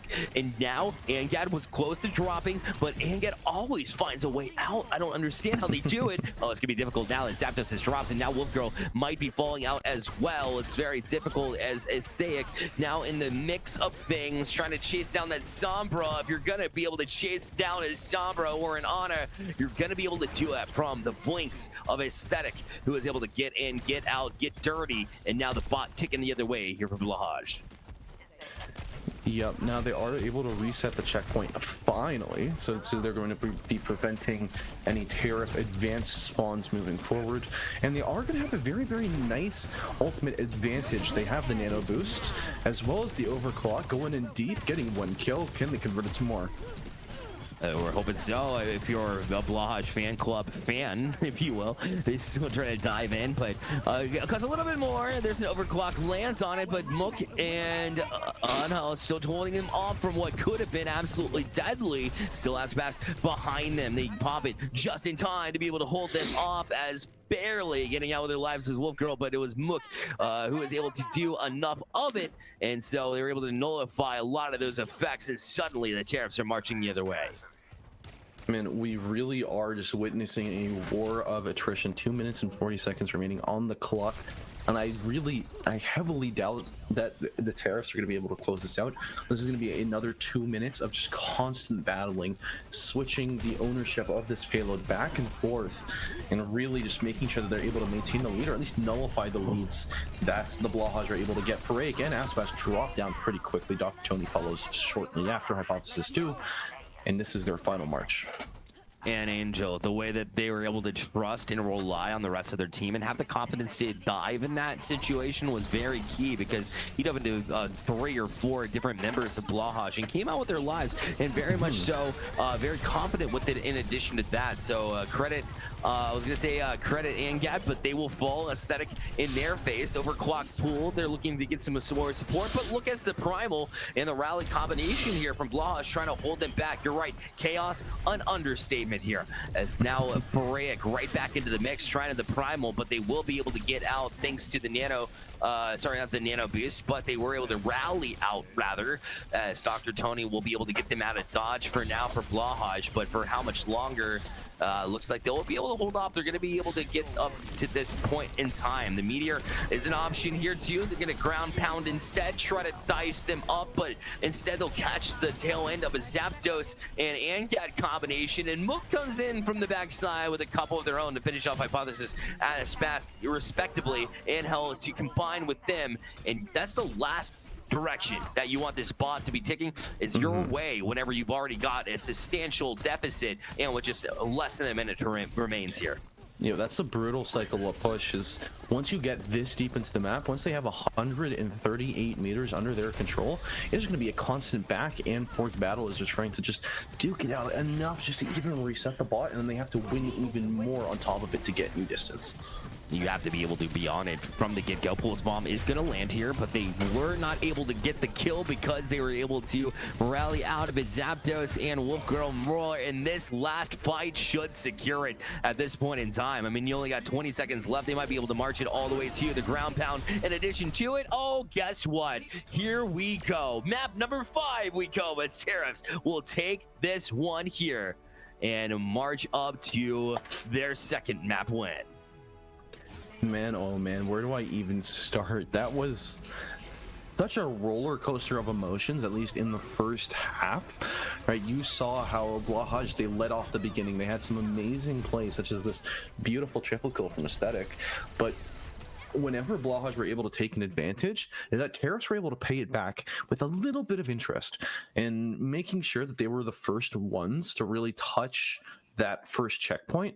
It made all of the difference in this map and really set them up for success afterwards. Is once you have first checkpoint on a push map, the enemy team needs minimum 2 fights just to clear your progress and start making some of their own. It's very difficult here in this situation, especially if you're Blahaj here, Aesthetics specifically, of how do you go mentally into this next map? Because hear me out, you had the lead.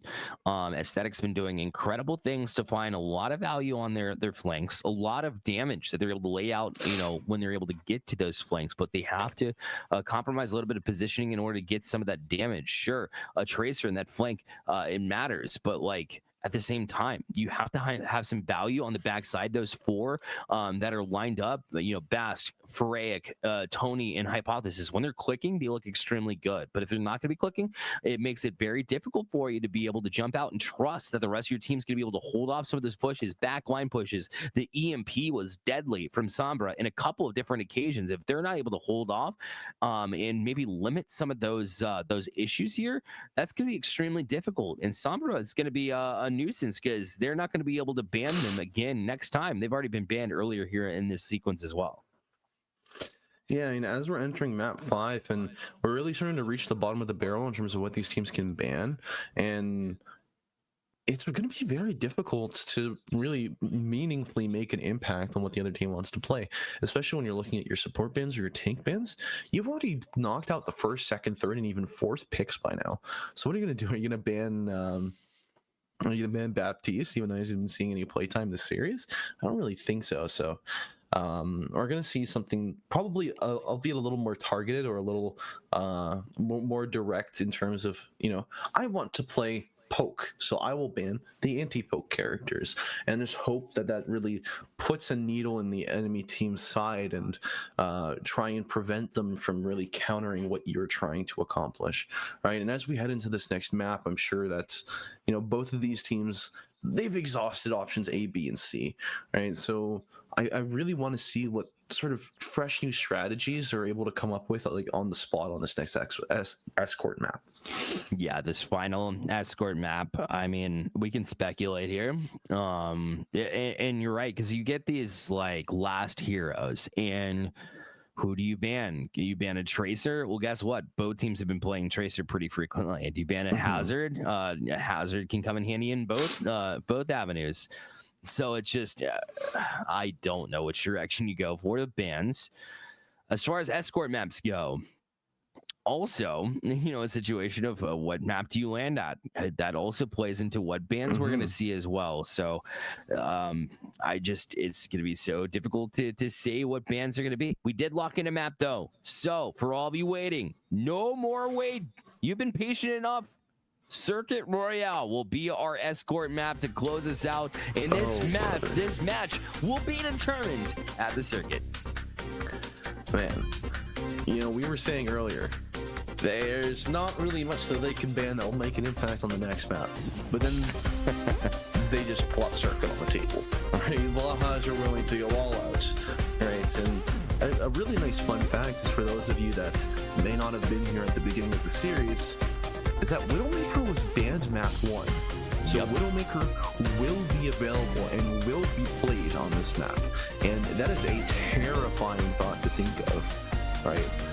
Almost makes me want to sort of wonder, was this secretly some sort of Blahaj super conspiracy? Was this their insurance policy? If things go to map 5, all else fails, we're banning Widow map 1 so she can be picked at the end?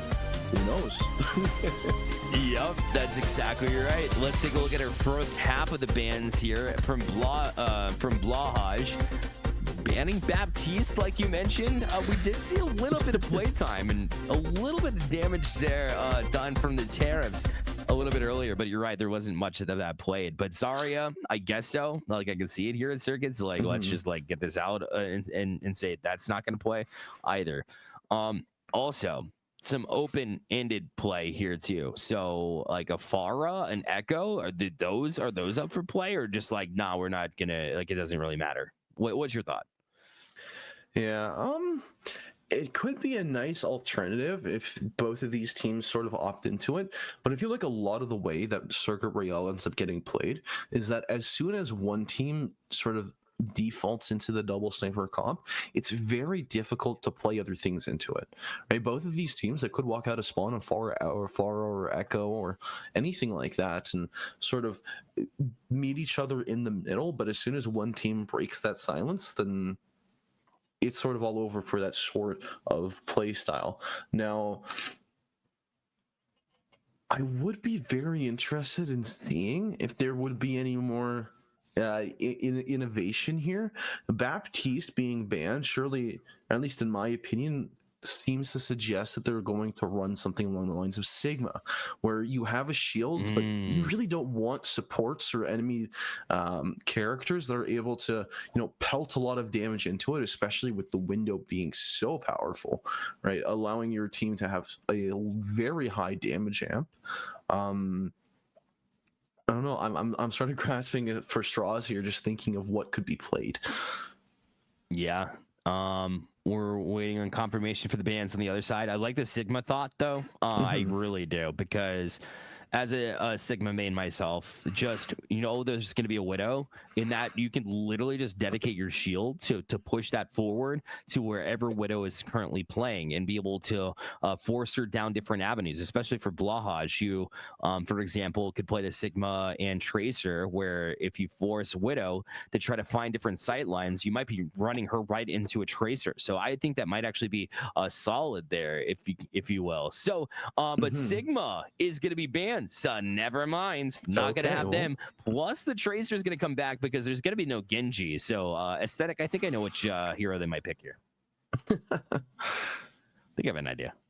Maybe a little bit of an idea, but with how long and spindly that the map is, I'm not sure if Tracer is the play, right? Well, I mean, if you're a goated Tracer player like Aesthetic Sock is, then you can make it work anywhere. Exactly. But yeah. That's a lot of friction to be dealing with, and I wonder if perchance, you might be opting into something a little bit easier to run through.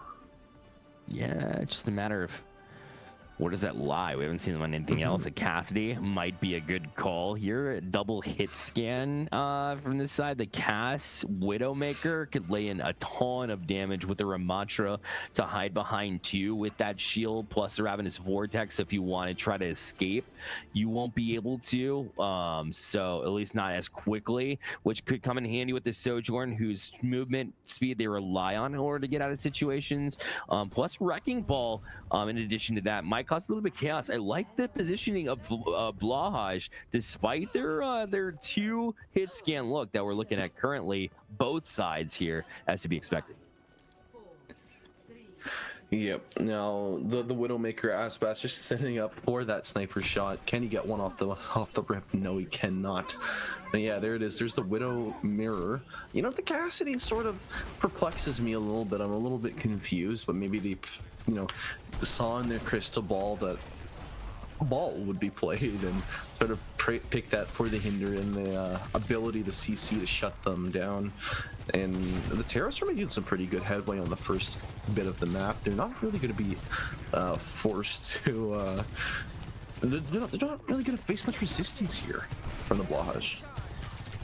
Not that's this point. It's very difficult to do when Zapdos on his comfort pick here. I've seen Zapdos play so many times on the Zenyatta. They're going to have to focus on that. They're going to have to try to dive that, but with this poke composition that they're playing right now, that's going to be extremely difficult to do here from Blahaj. So Tariffs in a very solid spot here too, as the Wrecking Ball is just not being tracked either. The Juno is getting basically mauled here at this point, and just Angel is going to be targeted, or needs to be targeted here if they're going to find anything, as a dive in 2 is going to cause not only just damage, but also being able to just force them to not be able to get on this point. The first point has been taken so quickly as the payload gonna march there. They'll have 5 minutes on the clock to march to the second one.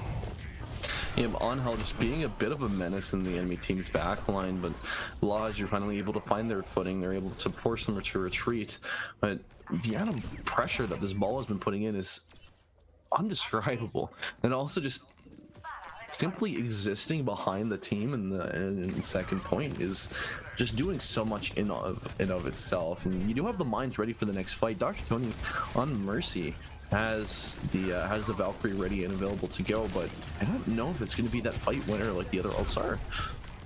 Yeah, the minefield is out, so they will control the bend, which is very important too. They're able to knock them out, but it's all flanker out anyways from Blahaj to try to get behind them, to get a couple, make it a third one here as Farik is going to add to that exact same situation and scenario. They're able to do so with their wand, if you will, and trying to get back in, get that last pick in addition to it, but Zapdos is able to combine for a couple, and Tariffs continue to get this payload moving in full force, as well as Blahaj all the way back.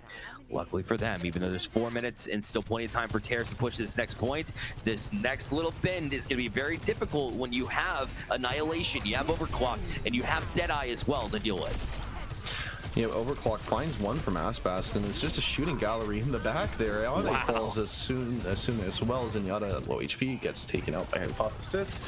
And now with the ball just diving in deep on the back line, just trying to get any pointers while they can. And Angad actually just finding a nice couple kills for themselves. There was a lot of investment in these recent 2 fights, and to see Blahaj really put their feet down and make sure that, you know, the point doesn't go too much further is very commendable, honestly. And Blahaj able to keep 3 ultimates in hand as well. So Tariffs is going to be in a difficult spot here. They have mines, so if they can catch them sleeping, perhaps they can find value.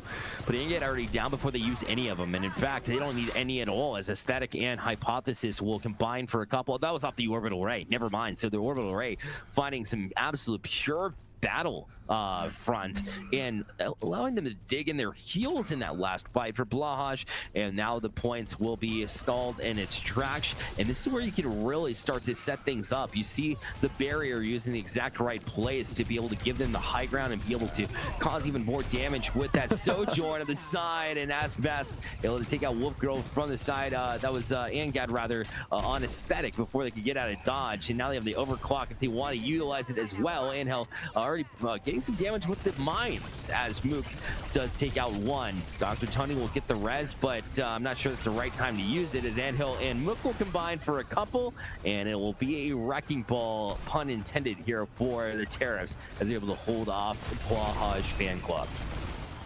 Yep, the rest of Blahaj actually is surprisingly able to walk back onto the point in the time it took for Faryek to get, you know, slowly whittled down to low HP. They're able to sustain and stabilize from there. Now the Tariffs have a difficult situation ahead of them. There's a minute 53 seconds remaining. Ascetic Sock was able to shut down Grumpy Mook. Now with a lot of pressure on the ball, he's going to be able to walk around and, you know, go as he pleases. Getting damage being laid out here from the distance from the Cassidy too. Transcendence will keep them alive, but that was, I mean, just for safe measure, I suppose, as they were coming at them, but able to get out of there as well, as Gina will get a speed boost out to the Wrecking Ball to cause more, as Angel is just let loose to go ahead and take out Aesthetic on the back lines as well. Second point will be secured with ease here, and 2:43 left to work. Last time we saw the hybrid and pushing a payload, the Terrorists were able to get there to the third point, and Blahaj fan club didn't find much value at all. Surely that was the point that caused them a little bit of damage, but Terrorists is really feeling killing themselves right now as far as being able to force them back even further. They also have 3 ultimates in this engagement, but the orbital ray out for Blahaj. That's why you see Anho backing off instead. Not going to take this risk. Aesthetic gets 1 for Rick. Again, able to jump up in that light, if you will, from above, as they will able to get another kill in addition to it. The overclock still in hands. Not going to use it. Not going to need to, as they look to back out of dodge. Angel still on this point, still looking to press into it. Zapdos from the back line, still laying into them just a little bit, as the Vortex will come out and try to get 1. Overclock now pulled, and Bats does take it out Angel, and that was great because that was been pestering them for quite a while here, and maybe finally Blahaj trying to gain a little bit of traction, dig their heels in, as they'll finally be able to breathe. No, still catching the wrong end of more damage laid out from Angad. Aesthetic does take out 1, but Angad with the overclock pulling them for even more damage, as they are just pesky on this point. 3 of them still. The wrecking ball on the backside too, and now it's Mercy trying to keep this Juno alive as they're being targeted for sure, but the pound won't do much, and that allows Blahaj to try to stop them in their tracks, still being forced off this point. Juno being targeted hardcore, not able to back off of it either. This point still being challenged, as this Aesthetic still on point and working it, as the recall gonna put them in prime position. They've got the pulse bomb as well, can't get it off though in time, as Aesthetic was able to take out Mook before they're able to do it. They know Tracer very well, and that's why they're able to at least stop them in their tracks with 52 seconds left. Oh, finally a second to rest up. Gee, that fight went on for a very long time. There's 50 seconds remaining. This is last fight territory. This is do or die for the Tariffs, and they do have some ultimates to allow them to do it as well. Pulse bomb goes wide, and Get is the one to pick up a kill on Aesthetic Sock. The Wolf Girl falls low, gets taken out by the Annihilation. Now the orbital ray on the point, making sure that there's no more damage threats present. 25 seconds left. Can the SR Tariffs make it? They do have the time to touch. The ball is coming up through the high ground, but they don't really have the ultimates to back it up. They have the mines. They might be close to Nano, but can they make it work? They got to play around these mines, and they have to be able to at least kill a little bit of time to be able to get the nano boost up and then be able to get the wrecking ball in there. But they're not going to have him, as Hypothesis is going to win that first blood exchange and really make it difficult for Forensic able to get the pummel. In addition to that, Aesthetic going to combine for a 1-2-3. Round 1 will be complete before they get all the way there. So Blahaj wanted to make that a point, and at least they're able to hold off. Just 2 points taken, but 88 meters to go after that to continue in and try to win this map number 5. Tariffs did a lot of damage, and they moved that point very far, but my goodness, is it enough? And that was incredibly unfortunate, watching Anhel get CC chained up on the higher balcony, not able to get onto the point or in line of their supports. It was so close, but so far, right? And because the ball wasn't able to get onto point, they weren't able to use the mines, they weren't able to nano boost the ball to get more time. It was just an ongoing domino cascade effect where what was looking like a really strong position for the Tariffs ultimately really just came down to nothing at all. And then even though Zapdos was able to touch on the brick, it really amounted to nothing, right? Now this again is Blahaj's opportunity. They did what they were unable to last time. They stopped the full cap. Now all they have to do is they have to march this payload up all the way to second point, 88.37 meters, and they can crown the victory tonight. But are they going to be able to do it? It's going to be tight. There's not really going to be any compositional swaps for the side of the Tariffs. We are going to see Mook opening back up on the Widow, but that's likely going to swap about halfway through this round. Same with Bast. As you see them come up and try to find value, you see the Mook going up way up high in order to try to challenge this one. But I do think it's great for Blahaj to have a goal in mind. The goal, simply put, get all the way, get the payload all the way to the very end, and then that's the way that you can secure this. You don't have to get all the way, but that's like having an end goal might help them here. Finally, you see the Pharah come out. I said that might be an option here as this full ditch effort here. Aesthetic has just been been on two heroes all night long. They've been on Tracer, they've been on Genji, but now they're opening it up. I think they had a third one too in Cassidy, but now Pharah to try to change it up defensively, but they're tracked down all the way, and that's going to be difficult to do when Angat has been playing Sojourn as great as they have been. That's why I was a little bit iffy when I saw Pharah come out, because that hit scan can take you out in an instant. Yep, that cure utility as well, being able to just dodge so much damage from Aesthetic Sock's rockets was absolutely crucial there, and both preserving their lives and preventing the Pharah from getting the kill, getting the resets, and really wreaking more havoc on the rest of their backline. So now that Angat is really sitting in a very, very comfortable, advantageous position, is not going to be really too much challenging that the Blahaj are going to be able to do. Never mind, gets caught out, and Aesthetic Sock is the one to shut her down. Yeah, Aesthetic again, just on point. Said if I'm gonna take out anybody, somebody is gonna give me trouble. I love that. And Angel once again causing damage. The Widow, great lands, a couple of them too. So Mook was laying into it, but was anybody able to follow up and get that last kill? I don't think so.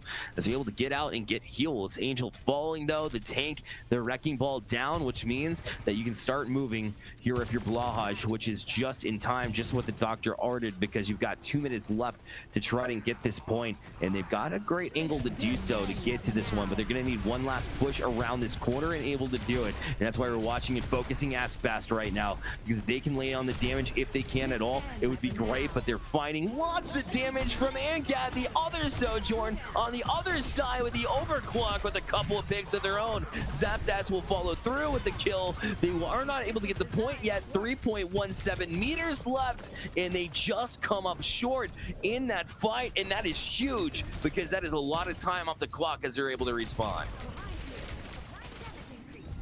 Holy, Dr. Tony barely being able to get out of there alive. Mission Impossible type escape. And now, after investing so many ults into the last fight, the Blahaj are running out of steam. They need to make it back onto the point. They need to make it back to the payload, but there's so much standing between them and it. Aspas able to get a kill on the, out of position Wolf Girl, and now they need to run. Yeah, the Wrecking Ball was in there, try to get the Widow, but they weren't able to get them before they dropped down. But look how much damage is being laid out. Freyk had a little bit of help there from the Juno, actually laying in some missiles, some torpedoes officially, in order to really take them down, but then got the last hit at the end of the day. And now the Pharah looking to get out of harm's way. The Widow is definitely tracking them down. They got behind it before they got it out. They got Rocket Barrage up. If they want to be able to utilize this one, they need to. As the torpedoes come right back out, cause even more sorts of damage. Here's Angel trying to get it taken care of Hypothesis. Hypothesis is not the problem. It was Aesthetic, and Mook took care of that with the Widow as well, able to track down that Pharah before they could get the barrage off. That's going to be very, very much an uphill battle because of it. Here as Asbask is going to just try from a distance to get it, but you have to be on point. You can't keep playing from afar. Perea catching hills from the Mercy. Going to go ahead and jump in with the pummel, knowing that you had some support on the backside from your own Vortex to try to keep them out. Overtime it is. Still can't get here. It's a matter of just like 3 meters or something, and they finally get it done as they're able to push out. And now the Juno needs to fall here. If you're Askbast, you don't want to fall yourself, otherwise more time off this clock. You got the reset, but you still only have 220 to get to the next point. And it always comes down to the wire with these guys. They're just barely able to clutch it out. And Aspect with a beautiful overclock. Now we are we're approaching, we're getting to the second point where you have a lot of free meterage that they're able to get. The ball is intent on blocking it. They are going to have wall hacks just to make sure that everything is under control, and they're going to be able to force them down from their onward ascent. Oh, nice shot there from Grumpy Muck, and that's a double kill so far. 3 kills for the SR Tariffs. Now, as I was just about to say, the Blahaj got to pick up the pace here. They got 1 minute 30 seconds left. They have 1 minute and 30 seconds ahead of that if they're able to get the second point. But are they going to be able to count to 3 this time? Are they going to be able to take it all the way? That I'm not too sure of, especially given this display. No, the way that Angad and Mook have been absolutely targeting, this time Angel targeting Mercy. Dr. Tony has not had a chance to breathe, and they haven't had those heals because of it. And you're not going to be able to ride it off of the heals of Juno. Sure, Juno can do a little bit of that kind of for you, as especially if you can land your shots, much like an Ana. But when Mercy keeps falling, that's what you truly rely on. It's not Dr. Tony's fault. It is the fault of Mook and Angad, who have not been able to let them breathe, or the protection for that much. You know, and Farake once more has been targeted themselves. It's so hard to play a tank these days, but it's been so great of a showing from Anhel to try to keep them off from Tariffs, who are just 40 seconds away and just basically one more fight from being able to win this. You know, High Noon comes through, but it's in a corner, just popping it for the DR. Grumpy Mook getting a double kill, and Hell getting a third. It's 30 seconds remaining. Okay, this is your moment. This is when we need you to clutch out Blahaj. You've got the swap over onto the Lucio. Please don't be Lucio Mercy walking out of spawn, please. Aesthetic Sock revisiting their iconic Tracer, and it's just a last-ditch effort to touch the point alone, let alone win this fight. They need it, but you're right. What is this, 2016? As you see, now the Annihilation going to be denied, as well as Zapdos took them out.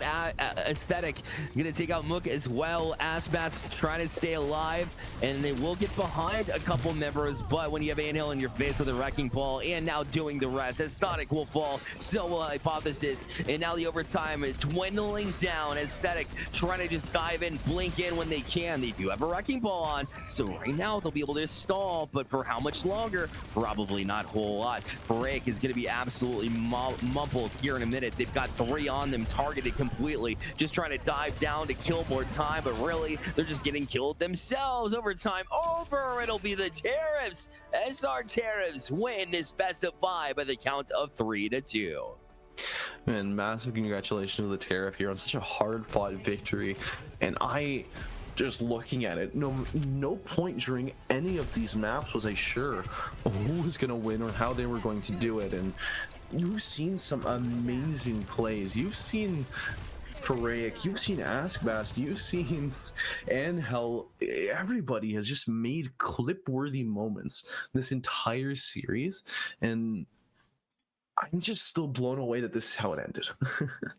I am as well, to be honest. You know, Blahaj started strong, and Terrace had an answer for them every single time. They brought out a comp that maybe was a little bit unfamiliar, you know, to them in the moments in the particular map, but they did a great job to utilize Mook especially, who came out huge, who we didn't really call a whole lot of, to be honest, but like that Widow play was absolutely dynamic completely. We didn't call out Zapdos either with their switchover. I know Zenyatta is obviously can find a ton of value, but then you know, their switch over to Curie on that defensive side was absolutely dynamic. The Kitsune Rush was what led them to a desperate overtime push, because that last fight just before they needed to go to overtime was won completely off the back of that Kitsune Rush, and Mook and Angad combining for a couple themselves, and then Zapdos getting in on the love to take out Aesthetic as well. So and Dr. Tony, so that combination between those two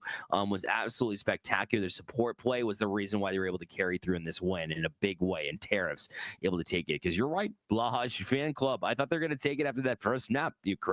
Credits to the Tariffs who were able to take this best of 5 win. Yeah, now we are going to send you guys over to a quick 5-minute break, and then we'll be back with a very exclusive interview with their very own SR Terrace player.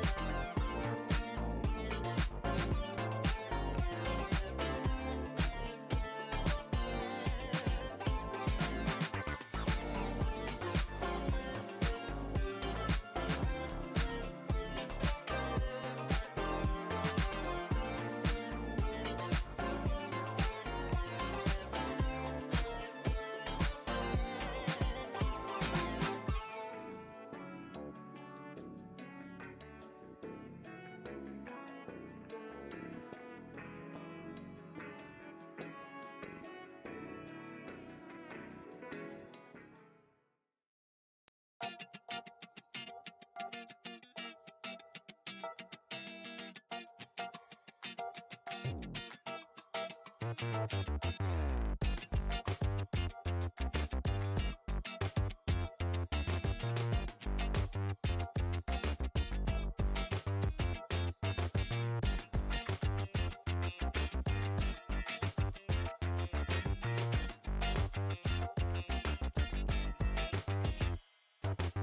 starting.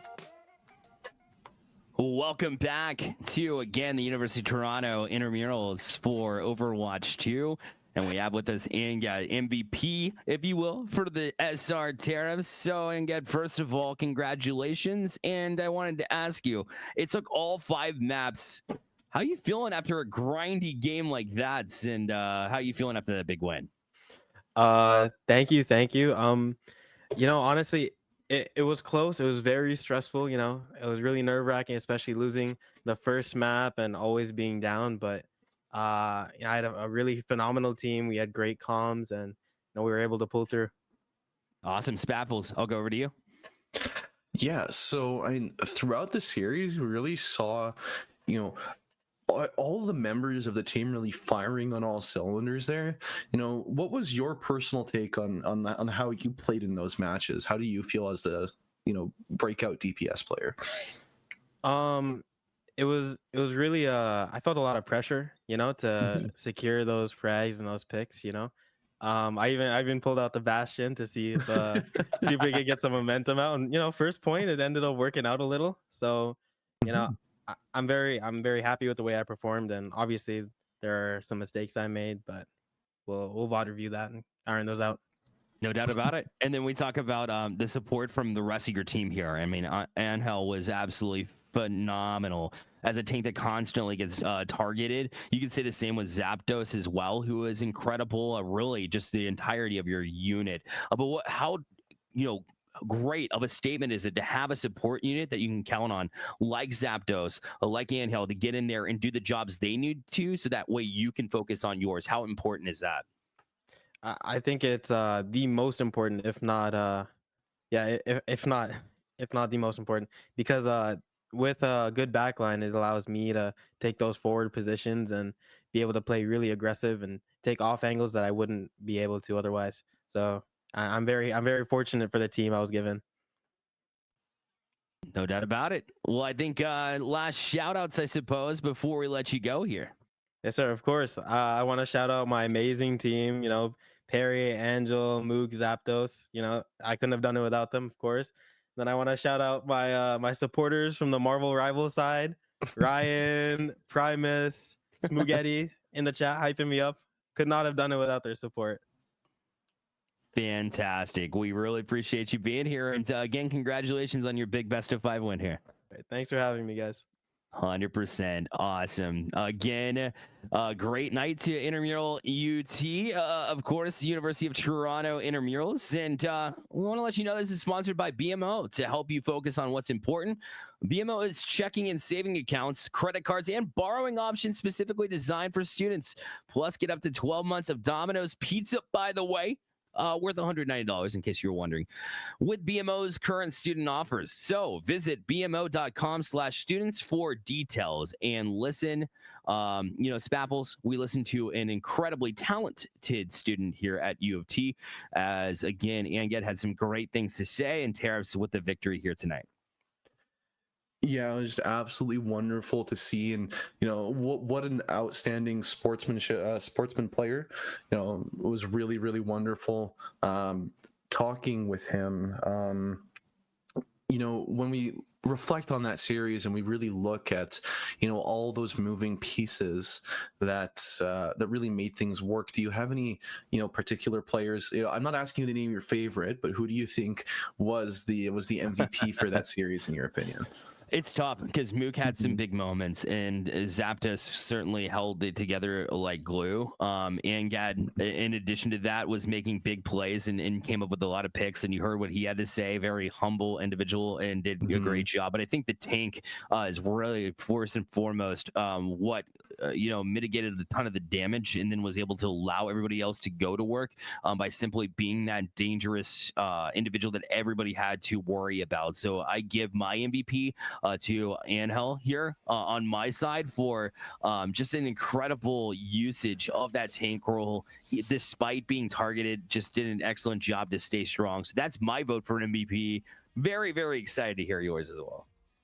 Yeah, I mean, just like you said, I really had to puzzle over it, thinking about how all these pieces came together, how Mook and Engad really brought the pressure and brought the heat when it mattered. And, I love that outside of the box thinking that brings you picks like Bastion that just throw things into the mix and make sure that you keep the enemy on your toes, and you're also fighting to win some of that back. But I mean, just like you said, is Angel's presence is that even while you may not notice it specifically, that alone speaks volumes to how well they were able to play their roles. And it always felt like no matter what was happening, the Tariffs could really rely on him to make sure that the correct things were being done in the correct places, and the flexibility and the ability to swap the different characters was all very, very impressive. So I guess that makes it right 2 out of 2. And Health, congratulations on being the caster voted MVP. And I'd like to thank you all for slugging it out with us, hanging out for a few hours on your Sunday nights. And we really appreciate everybody who comes by and watches the stream. Thank you so much to CGL for the raid. And thank you all so much for coming in. I've been Spaffles. That's been my co-host, the ever lovely Bear Light, and we'll see you guys next time. Have a good night, everyone.